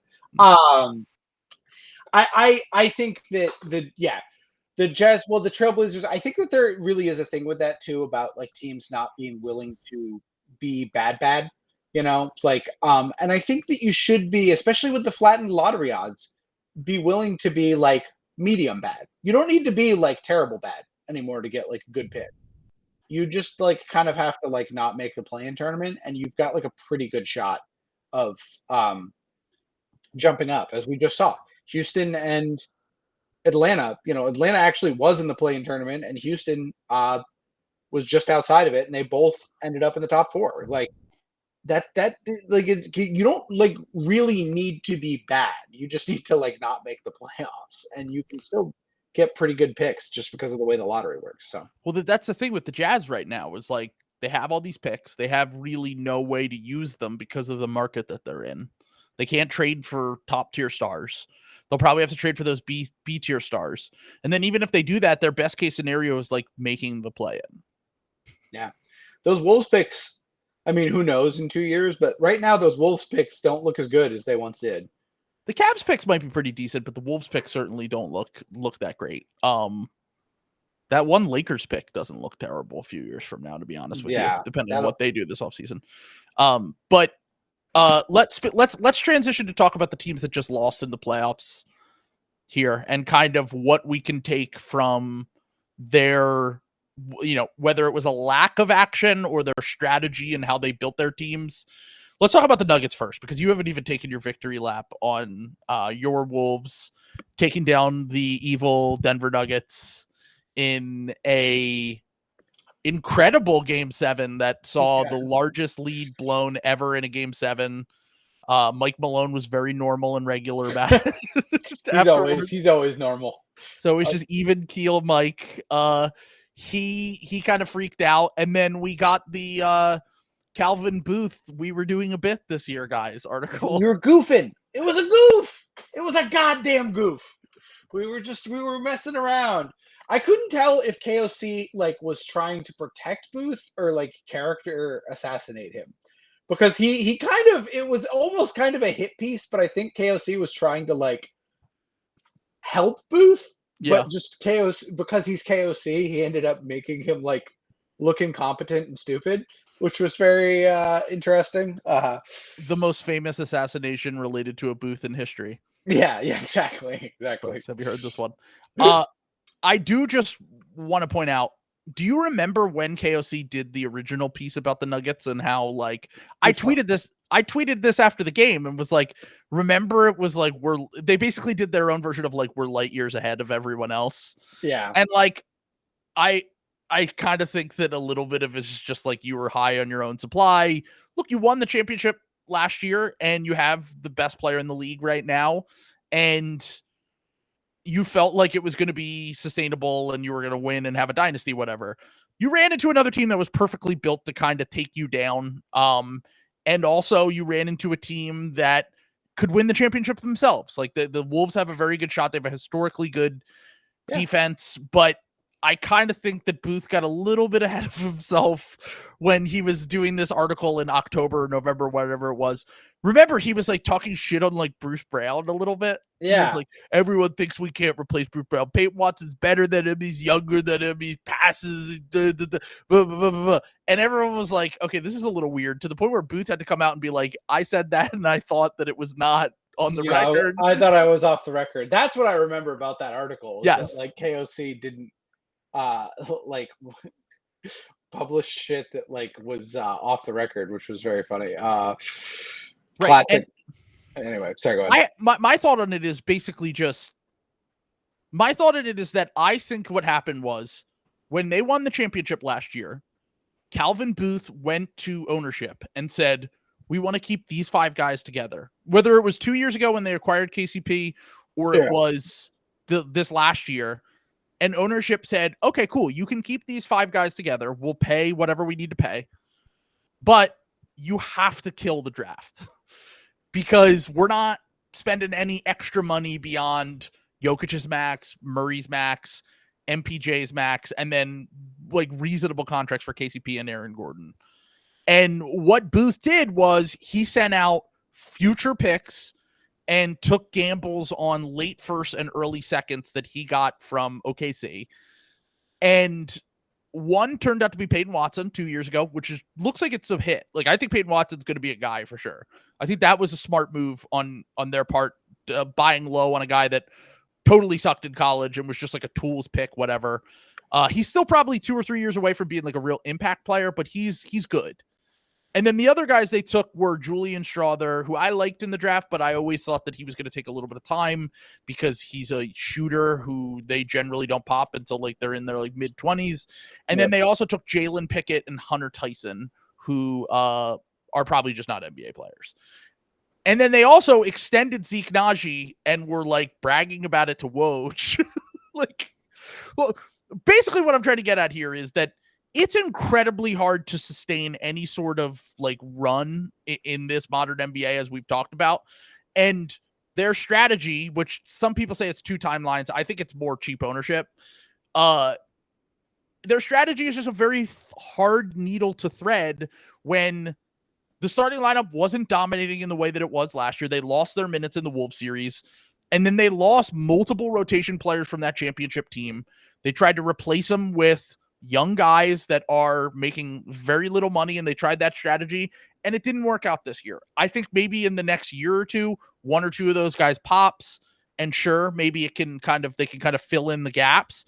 But I think a lot of this just basically came down to like thinking that they were light years ahead, and really, like, they say it's like a rebuilding, taking a step back year or whatever, a reset year, which is like, you have the best player in the league playing at his peak. Why would you ever do that in the middle of his thing? But the reality is they can't trade 2 firsts for Alex Caruso or whoever, because ownership's just never going to extend him a year from now if they're paying all these other guys. Yeah. I agree. I think it reeks of ownership, honestly, more than like hubris. Because you got to remember when they were doing the 2 timelines thing with the Warriors, they were also like paying the most anyone's ever paid in luxury tax ever. So, so you can't really do that versus like this just kind of reeks of ownership going, oh, that's cool that we won the championship. I'm still not fucking paying, but that's awesome though. Thank you. I honestly, I think, because everyone was talking about how weird it was that Tim Conley left, and I know that he got stake in the Wolves and everything like that, but I think that also might have something to do with Tim Conley leaving, like where he was like, oh fuck, I'm going to look stupid if I stay here because the owners aren't working with me. So I guess my question for you is, what do they do this offseason with this? Like, do they try to trade Michael Porter Jr.? That's like the obvious one, because he's the by far the least bang for your buck. Like, he is Gordon's a great value deal, even if Gordon struggled a little bit at times in this series. He was also great at times too. It's pretty easy to get like 80% of what Michael Porter Jr. brings you for like a quarter of what you pay him. So now the problem is, how do you get value for Michael Porter Jr.? And that's a much harder thing to do, because not a lot of people need that archetype of player. And you're not going to get a very good return for Michael Porter Jr. And if you're not going to get a very good return, like, it's got to be the right trade. Somebody's got to have a guy that is exactly what you want, who's worse than Michael Porter Jr., but cheaper, but enough worse that you can kind of take some of those resources that, now that it's cheaper, and like make your rotation like a little bit less of a disaster. Like get a solid 7th or 8th guy who can like really kind of help them. I don't know what that move like would look like. It's really hard to find trades for him. He makes $38 million. Like, he's better than Tobias, but there's potential for that contract to become a Tobias contract. And he's still in the middle of it too. It's not like this is the end of the deal. Like, he's got multiple years left on the deal. I think at this point it would be selling very low on him after the playoffs that he had too. Yeah. My gut tells me that they just run this thing back, hope that 1 or 2 of those young guys pop. It helps a little bit. Murray's a little bit healthier for next year, and they're right back in the thick of things. They have Jokic. It could totally happen. Yeah. The question for me becomes more interesting if someone throws a bag at KCP. What if the Sixers or the Magic or the Spurs throw $23 million a year at KCP? I think somebody will. He's a winning player. He's been on 2 different championship teams as a starter. Like, he's a proven guy that, like, helps some of that. Like, I don't know. The Sixers could certainly use a guy like KCP, depending on what they do with their cap space. Like, that's like the backup plan, I think, to throw like inflated bags at guys like him, like what the Pacers did with Bruce Brown. Yeah, sure. Yeah. But I think that's still an option. Yeah, no, and somebody could definitely do that. I mean, I think here's my thing. I think it's pretty defensible actually to run it back. Because you were betting so much on young guys, and those guys are probably going to be better. Honestly, the Nuggets have a chance to win the title if they can somehow avoid the Wolves. Yeah. We said it. Part of the reason I was able to predict that was because it was just clear that was the team that was the worst matchup for them. Sure. like they ran into the team that was the worst matchup for them. They also might just beat the Wolves. I mean, they were winning by a lot in this. I mean, it looked like they had figured it out halfway through the year or the series. Yeah. Like you know, there's some different ways that this series goes. I think the Wolves, you know, the Wolves' point differential was what it was in that series, though. Like, you know, so like they won the close games. But yeah, I mean, like if Jamal Murray has like more of a normal series instead of being pretty bad most of the series, like I think it's pretty defensible to run that back. I still think the Nuggets are championship caliber, even if they don't do anything. But you can't lose KCP. How much do they pay? That's the thing. Is like, yes, I agree. They should run it back. Like, if I were in charge of the Nuggets, I would be like, we're running this shit back. Yeah. The issue becomes how much are they willing to go into the tax? Because now, next year, Jokic makes 51, Jamal makes 36, Porter Jr. makes 35. Gordon makes 23. KCP has a player option for 15. He'll certainly opt out of that. And I mean, I'm just looking at the numbers right now. If they're just to run it back without a KCP raise, they're at $190 million. Oh, I didn't realize it was that much fucking money. They signed Zeke Naji to an extension that we all didn't understand. $8 million per year. This is like everyone. Oh, just run it back. Bro, what if they have to pay KCP $20 million a year? They're going $200 million into the. I don't think they have the stones for that.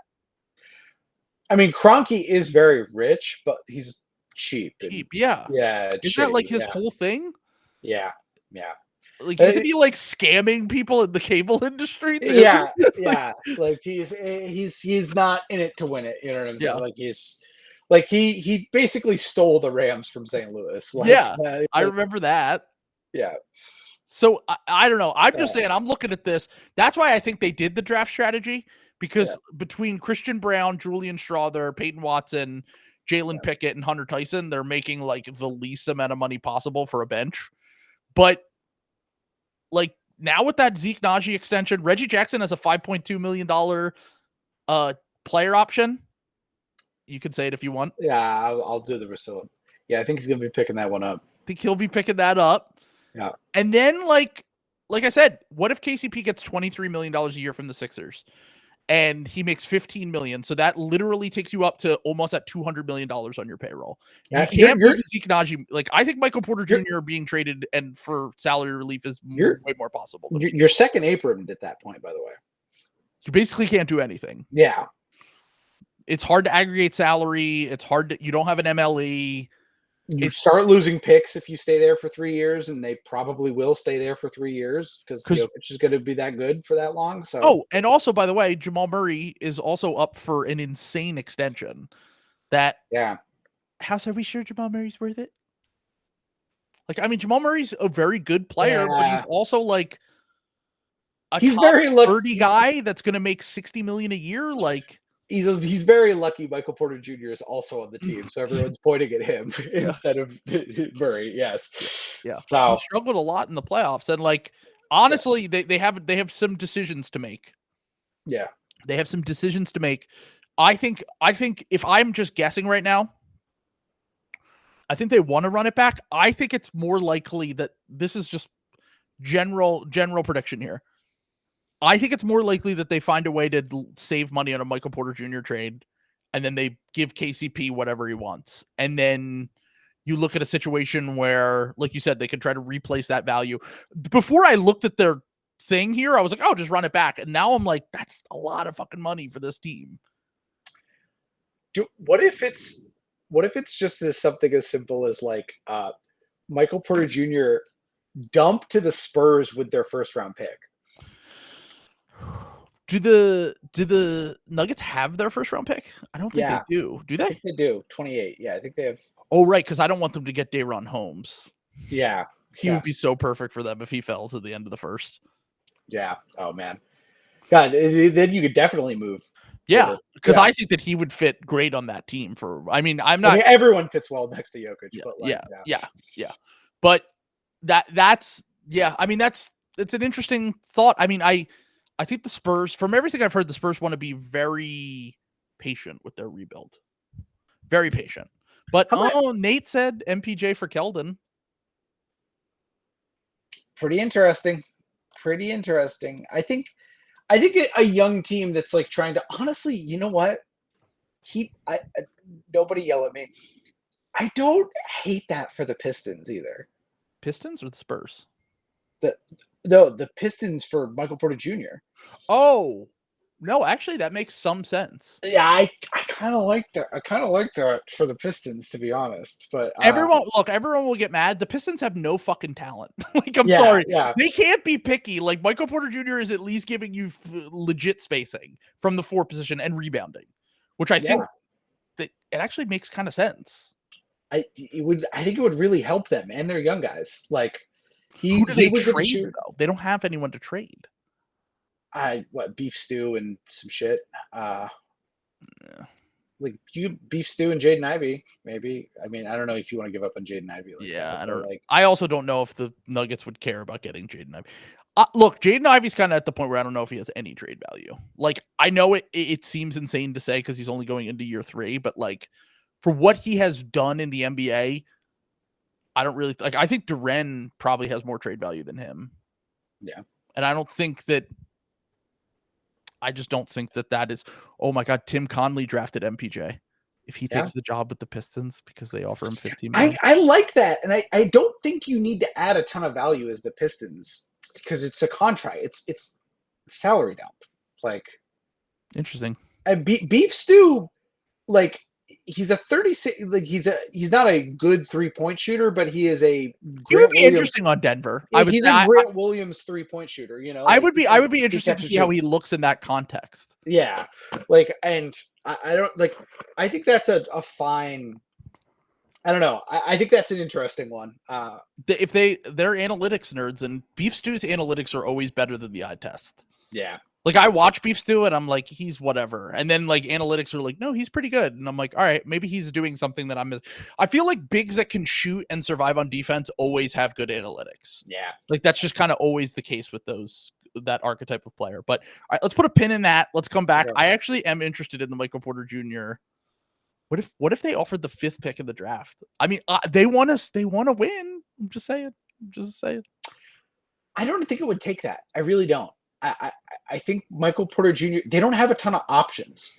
That's why I said the Spurs, because there's like not a ton of teams that have like cap space. And I don't think your Sixers are going to just take Michael Porter Jr. I don't think they would take him. After the Tobias deal, I think they're a little scarred. Like, I think even if they traded for Brandon Ingram, they would try to get Brandon Ingram on like $25 million a year. Like, that's the thing. Everyone's like, oh, I'm like, no, he wouldn't make as much as Tobias made. And if he did, I don't think the Sixers would be interested. So, yeah. But yeah, I think, and the injury risk next to Embiid is like, you're starting to get a little crazy. But all right, let's talk about the other West team that lost. It's the Sam victory lap episode.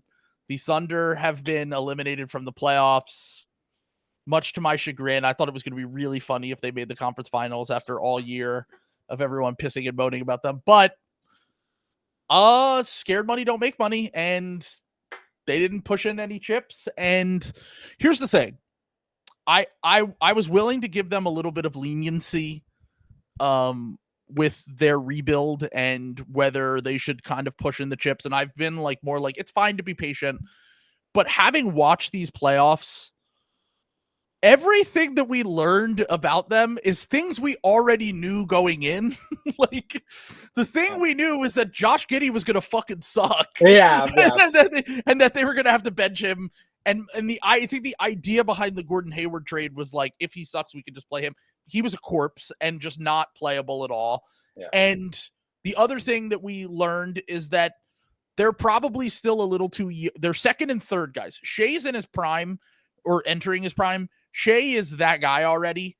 Yeah. And as we've said a million times on this episode and in this podcast in general, with the West being as good as it's going to be, I think this was a year where it was a little bit more wide open. They could at least get to the conference finals, and who knows what happens from there. Yeah. And I'm just disappointed that I was fine with them not making many moves at the deadline because I thought this deadline sucked. But now that I'm like, all the things we knew was going to be an issue for them. They lost the last game because they got destroyed in the glass. And their second and third guys just aren't ready to be those kind of guys yet. That if they were able to acquire better role players, that they probably could have won the margins in this series and maybe beat Dallas in this series. And SGA was good enough. That's the thing that sucks. If Luka just outplayed SGA the whole series and it was like, oh, well, what can you do? Then I would have been like, well, it's Luka's him. Like, yeah. But I thought that it was like pretty even footing between those two. And Luka, even early in the series, kind of struggled. And the role players were the difference. Like, the role players on Dallas were just better than the role players on OKC in this series. Yeah. Again, I would love to call Sam Presti a coward, and I have a lot of fun with it. I do. It is kind of like, who were they going to trade for? Like, that's what I was always saying. But also, like, I don't know. It does feel like they might have been able to like overpay a little bit for someone that was available, and it could have made a difference. And that's my thing. Like, I think you could have gotten the Nets to say yes on Mikal Bridges or something like that. Like, I don't know if it even needs maybe Cam Johnson. You know what I like? Yeah. Like, there's someone that would have made more open threes and helped with maybe even if you want to go like the shot creator route. You know what I mean? Like, everyone keeps saying they should have got a big. I actually think they should have got a wing or a guard, because I felt like when I watched this series, the thing that really was frustrating when you were watching these games was that their second, like, Jalen Williams kind of disappeared. Well, but I think the reason Jalen Williams disappears is because they fucking play him as a fucking power forward, and he's not a power forward. But like, he was also just kind of like hesitant offensively and like wasn't able to create for himself. I agree. I think they should try to acquire, if they want to do the chat at the 5 thing, they should try to acquire a real 4 and slide him to the 3 for sure. Yeah. Like, honestly, like, I don't know.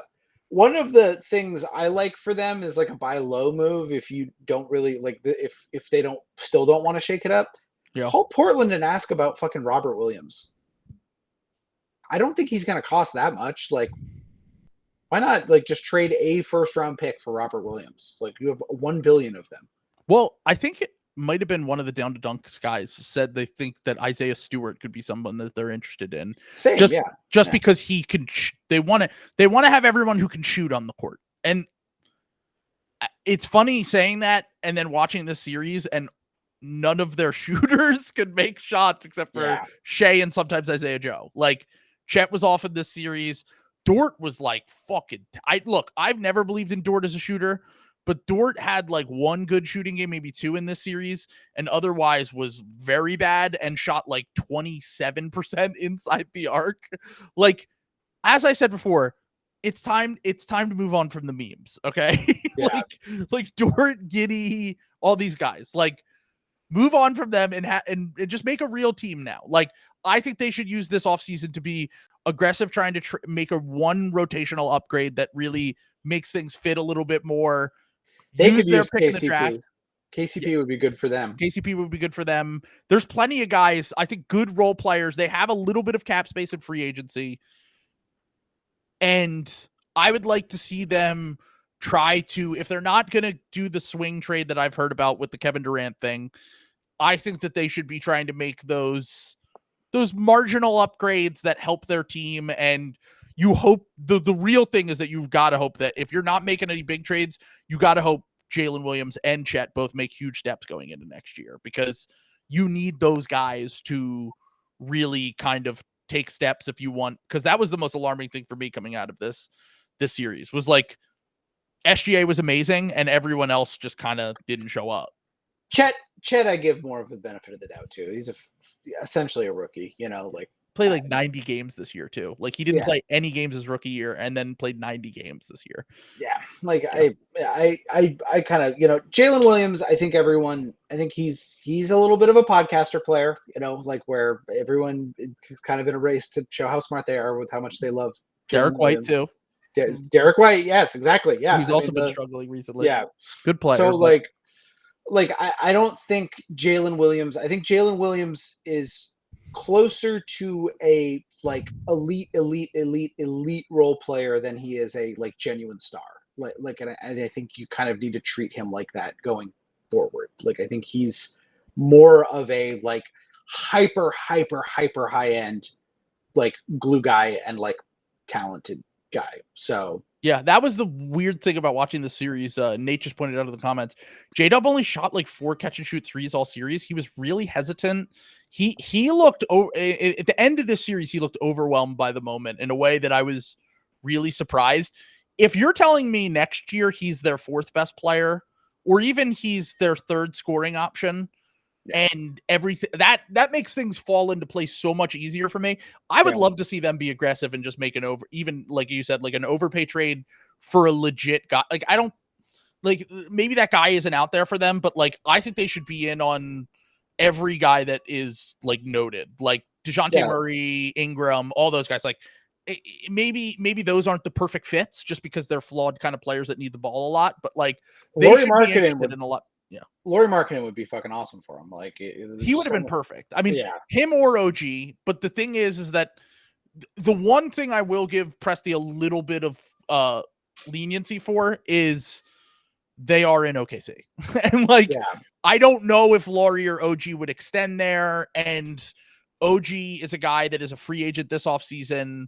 They should probably Paul George to do it. He did get Paul George to do it. Paul George is also one of the weirdest players of all time. Paul George like is the definition of just, marching to the beat of his own drum.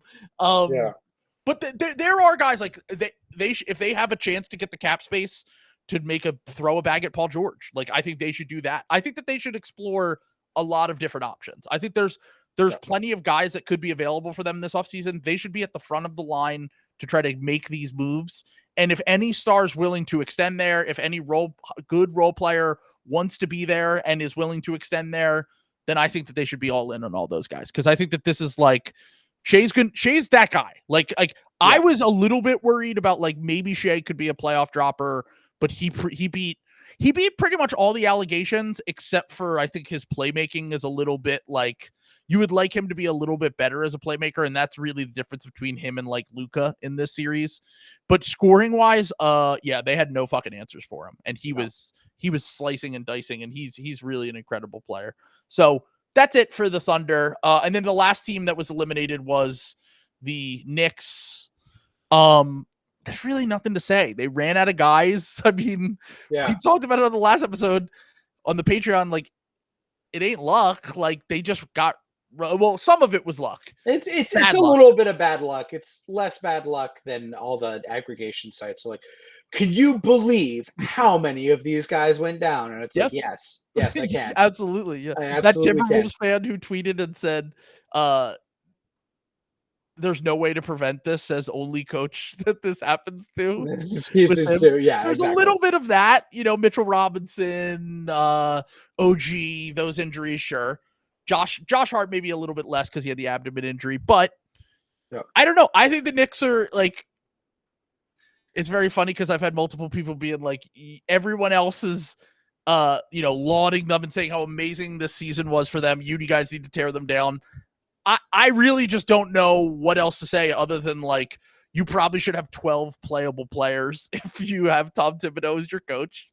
And you probably did though. He just didn't fucking play them. Like he just didn't play Alec Burks, and like who's fine. Like, which is so funny. I don't know. Yeah, I don't really know what to do about that. Like, I think the obvious. We talked about it at the top of the show. Like the obvious move is to upgrade the Julius Randle spot. I think that I think if Julius Randle is healthy next year, I mean, maybe I'm wrong, but I think they're going to do worse with Julius Randle being healthy. I think that they make a lot more sense as a playoff team without Julius Randle.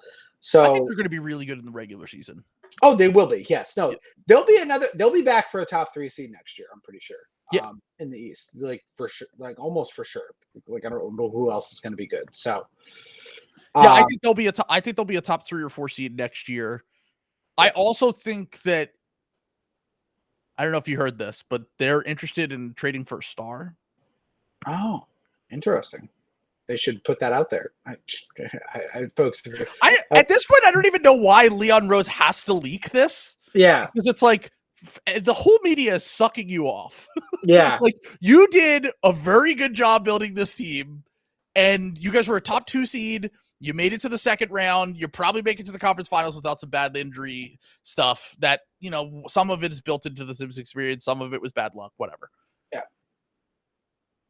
I think that they could deserve I would be patient. Like, I don't think I would be making like all-in type moves when you've built the Knicks back up to the point where like we're still talking about like B tier stars here.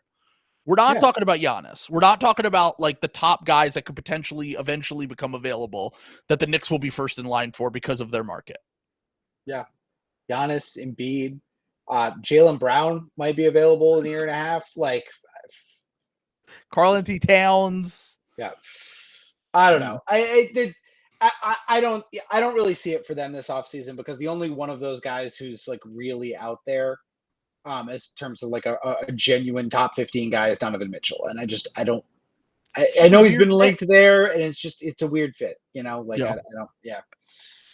don't think it would be a thing, but we'll see. Yeah. I mean, I'm kind of over it with the Knicks. Yeah. Like we get it. Awesome. I do think it's very funny that the Knicks and the Sixers fans obviously had a little bit of back and forth. It was cool to see, the Knicks experiencing real playoff success for the first time in forever so that their fans could absolutely lose their mind on the internet. Yeah, we got to see them go insane for a little bit, but they were kind of talking shit on the Sixers and, oh man, how could you ever be a Sixers fan? It must fucking suck. And you got just as far as we did for the last 20. Actually, we've made the conference finals more recently than the Knicks somehow. I don't even know. I saw something the other day that blew my mind. I think they said every team in the NBA has made now that the Wolves have made the conference finals, every team in the NBA has made the conference finals over the last like 20 years, except for I think it was the Sixers, the Knicks, the Hornets, and the Pelicans, if I remember correctly. Oh my God. Yeah, because the Kings made it at one time. Yeah, the Kobe year. Yeah. Yeah. Oh man. Yeah. Yeah. It's every year since 2002. I think it's those 4 teams are the only ones that haven't made it. So yeah, it's a great time to be a Sixers and Knicks fan. But in all seriousness, look, the Knicks are going to be fine. It was a little bit nauseating seeing the media suck them off, but yeah, sure, whatever. They had a really good season. I'm not mad about it at all. I'm actually handling this very normally. I'm not upset.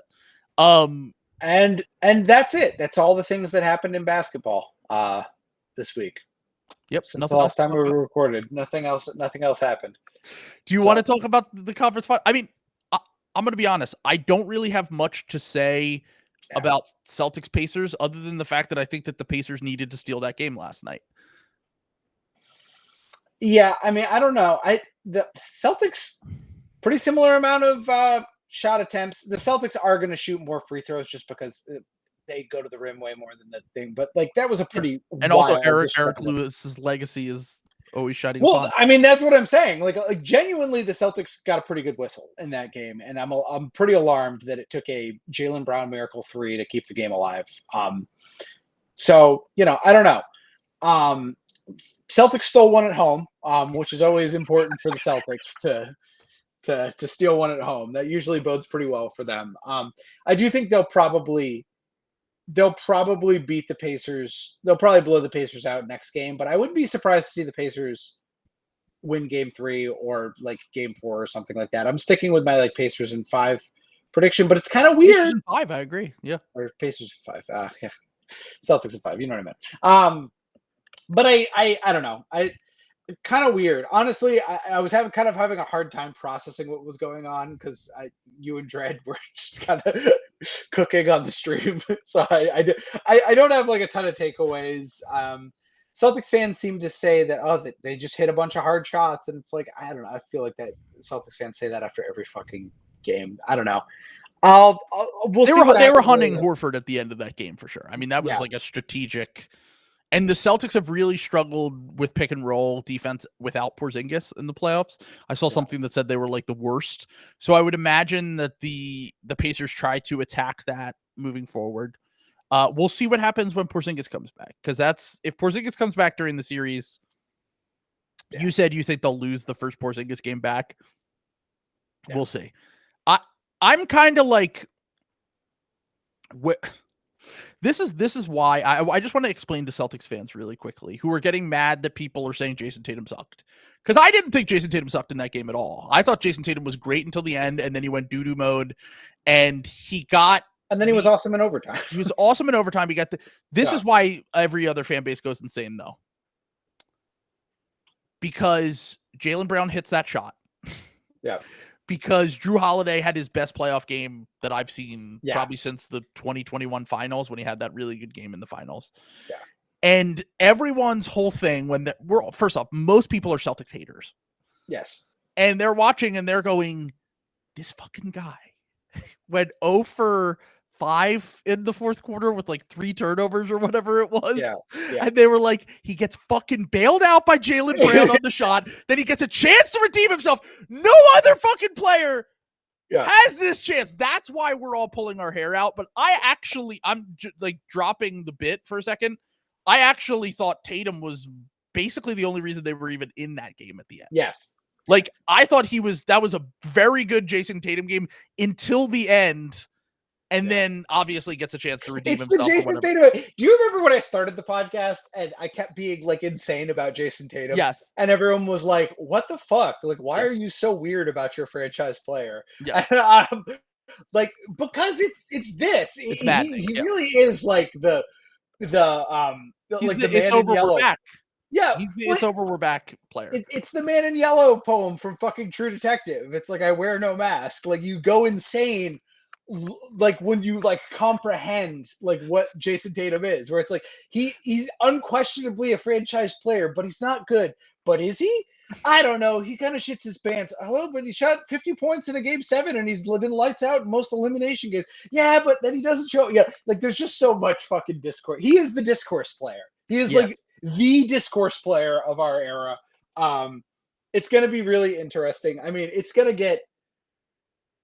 I've said that I think the Celtics. I think this is the Celtics year because everyone is like really mad at them because they like suck shit like right now. Like it's the Patriots thing where it's like the most evil outcome now for like most people would be the Celtics beating this like fun Wolves team. Like yeah. Well, also we've made the parallel to this might be the Wolves 2022 Celtics year where they're just a little bit like Anthony Edwards might just be a little bit too young, even though he's been incredible. I mean, he's been like the second best player in the playoffs, maybe the best.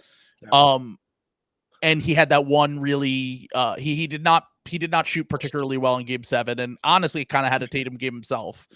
But this is a spot where I think it's really funny that you brought up that because I remember thinking of this about the 2021 Bucks before they won the title. Because in the second round, I was like, this team fucking sucks. We were fooled again. We thought they were contenders. They're down 0-2. Yeah. They're losers. They have a bunch of injury luck break their way. Obviously, they make it to the finals. They win the finals. Okay, fine. But they're outside of, I'm going to be honest, outside of the Nuggets, post Warriors, KD Warriors, I think there was a moment with every team that won the title that year where I was like, this team sucks. Like I was like, this team's a fraud. Like the Nuggets having the path they had last year and kind of just cakewalking the West made it kind of undeniable. But like people forget this. The Warriors got blown out by the Grizzlies in a game when Ja Morant played and then Ja got hurt in that series. Yeah. So like there are moments throughout every run of these last few champions where I'm like, this team is not it. And I will say, I feel it more about the Celtics. Maybe it's just my bias, my hatred of the team, or maybe it's just because it is similar to some of the problems we've ran into in the past with them, or maybe it's because they don't have a peak, like an all-time player at their peak right now in terms of like an undeniable top 2 or 3 guy, right? Yeah. But I do think that I feel that way about the Celtics a lot more than I do with other teams, despite all of their insane success over the last few years. Well, I think that part of it is that the Celtics have just been around forever, and you've watched them like shit their pants against Miami and stuff like that. So like it feels like the 49ers more than the Patriots to me, but we'll see. Maybe I'm wrong, and maybe they just get to the finals and Porzingis comes. They are without Porzingis right now, which is, I think, kind of going under the radar a little bit because that's what other made them teams unbeatable in the regular season. Well, the reason it's got under the radar is because all the other teams have also had like bad injuries, it's I don't know. We'll see. I still think they probably I was alarmed. I don't want to like write off the Pacers. Credit to the Pacers who like some of their guys look really good. I still think Halliburton's a fucking fraud. I said it on the pod last night. I was like, God damn it, we're gonna lose to Halliburton, but like all the other guys are pretty good. And Obi Toppin, man. I'll say this much. Yeah. If the Pacers had won that game last night, you saying all the stuff about Halliburton, I'm just saying if they had won that game, it would have reminded me a little bit of Sixers Hawks, where after game one, where I was like, the Sixers came back and they should have won that game and then they lost. Yeah. If that had happened, and I remember saying all the same shit about Trae Young in 2021. But but it didn't happen. They got out of there. And like I said, like I think this is more similar to like Pelicans Thunder, where like the Pelicans had a chance to steal game 1, they blew the game, and then the Thunder just wiped them. I think that's more likely than the other scenario happening. But also, look, man, the Pacers do have an elite offense at a minimum. Like they're gonna be able to score points. I don't know if they'll be able to get enough stops for this to matter over the course of a 7-game series, but they get great shots. Their quality of shot is always great. And I know Halliburton seems like a little bit fraudish sometimes, but sometimes like it's just if the threes fall in and they get those quality of shots, that they can hang with anyone. Derek White's been bad. The Celtics don't have Xavier Tillman right now, so it's just Luke Cornett, who was getting fucking wiped last night. Yeah, he was tough. Al looks old. Yeah. It's like possible, you know what I'm saying? This series has like the possibility to go like 6 or like on the very end, like maybe even 7. It's not likely. I'm sticking to my pre-series pick of Celtics in 5, but I was a little alarmed by the game. I'll just say that. So we'll see. All right. So and then the last, just our thoughts before Timberwolves Mavs starts tonight. Do you take? I'm assuming you're going with the Wolves, right? Yeah, I did pretty good in the West besides the Clippers Mavs. Like that was the one that fucked me. I was going to say I picked the Mavs to get to. It's funny that of the teams I picked, the Mavs are the one that made it. Yeah, it's interesting. So, we did pretty well in the playoffs this year overall, considering how weird it was in the East. Like we did pretty well, but I say feels Wolves in 7. It feels like everyone is like glazing the Wolves like a little bit too much, and they're going to be a little bit high on their own supply. And I think Kyrie, people forgot about Kyrie, man. I'm just like Luka's Luka. People forgot about Kyrie. I'm just saying, we'll see. I think this is going to be a really good series. I probably won't see a minute of it because Adam Silver is an evil bastard. Starts at 8:30. Come on, old man. 8:30. You can watch the first half. Ugh. So here's how I feel about this series. I agree with you. I think it's going to be Timberwolves in 7. Yeah. If we want to continue with our comparison to the 2022 Celtics, Luka's their Jimmy. Yeah. The Mavs have devil magic right now. I don't know if people have really talked about that. Like, I'm sorry. PJ Washington is not a 50-point 3-point shooter. Like, look, this happens every year in the playoffs, and like, credit to them. thought they overpaid for PJ Washington in that trade. I thought that the upside of the pick that they traded was like crazy high potentially, but I always thought the idea of PJ Washington was very interesting. And him hitting those free throws was really fucking impressive. That kind of changed how I feel about PJ Washington, like long term. Well, Grant Williams would have hit both of them.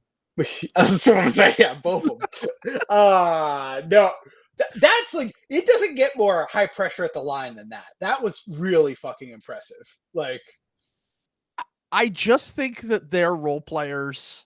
I like Derek Jones Jr. I like Derek Lively. It just feels like they're a little bit Mickey right now for me. Just a little bit like, if PJ Washington shoots that well, and even then, like, I think Minnesota will be able to rotate over to him better. I think they're better equipped to handle a guy like that. The thing about Dallas that has really impressed me is their defense has actually been really good in these first two rounds after they kind of got destroyed by the Clippers in that one game. Their defense is locked in, and some of it is OKC's offense was a little bit limited. But I'll be interested to see how they look against Minnesota's offense in this series, because I think that Luka kind of figured something out halfway through that series. I don't know if he's still playing through the injury or if it's just he feels better now. But Luka, the last 2 or 3 games of that series looked like a different player and was kind of just dominating against OKC as a playmaker. And I'll be interested to see how he looks in this series. I'm taking Minnesota in 7, but I do think that the Mavs will have a little bit of devil magic up their sleeve. And we saw the Wolves go bozo mode a few times in that series. Like, it's still there. It's just they have so much more talent than a lot of teams that they face. Like, their depth is so much better that I think that it won't matter as much. But yeah, I'll go Wolves in 7 for that series as well. And I'm very excited. I think it's going to be a great Western. The conference finals, if we get what we got in game 1 of Pacers Celtics, the conference finals are way better than I ever expected. Because at one point I thought it was definitely going to be Denver and Boston in the finals. We didn't even get Denver to the conference finals.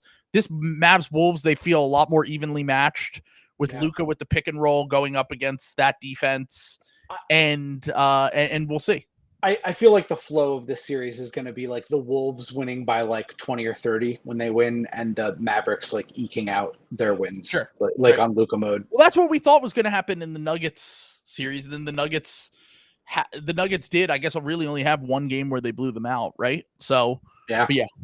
Oh, Zach Lowe also saying Wolves in 7. God, R.I.P. to Zach. He's got a deal. So do you agree with him that both teams can win the whole thing? Because do you think the Mavericks can beat the Celtics? I think so. Yeah, they probably can. Can the Mavericks beat the Pacers? I would pick the Celtics. Yeah. I think the Wolves have a chance to be, depending on how Porzingis looks when he comes back. I think the Wolves have the Wolves have a chance to be favorites against the Celtics in the finals. Yeah. The Celtics should be favored by on the Mavericks, and I would pick the Celtics in 6 if it was the Mavericks, but it's possible, so yeah. I think the Mavericks, just because of the Luka factor, and like I said, Luka, Kyrie, and Scraps can get you so far. Gafford really sucked in that last series. I think he's going to get dominated in the Minnesota. I think that they just have no answer for Minnesota's interior size in this series, which is why Minnesota wins. Yeah, Lively and Gafford are both going to foul out. I mean, it's just going to be tough for them on the boards. I would imagine on I think a Mavs fan said this in the Discord. Like the Mavs are the Wolves are kind of built to slow down the Luka pick and roll, because they have so many good perimeter defenders that can navigate screens and contest from behind, but also you have Rudy, who's like one of the best lob deterrers in the NBA at center too. Like, that's the thing that the Thunder just didn't have. Like, they were death by lobs in that series. Like, they were just able, Derek Jones on a cut, Derek Lively, Gafford, whoever. The Minnesota is built to slow down that team. Someone said they're built to slow down Europeans. So let's go. Euro. This is the Gilbert Arenas Falnix coming out. Euro, exactly. The Euro killers. Gobert is he's flipped. He's a double agent. He's joining the American Wolves. Yeah, American hero Karl Anthony Towns, not Anthony Edwards. Yeah, exactly. Minnesota is the Berlin Wall. All right. Yeah, let's go. We'll end it on there. We'll leave it there. All right. Thank you guys for. I'll be streaming tonight for Wolves Mavs. So if you guys want to come back, I will be back for that. Otherwise, sign up for the Patreon if you have not already. Join the Discord. Bye. Bye.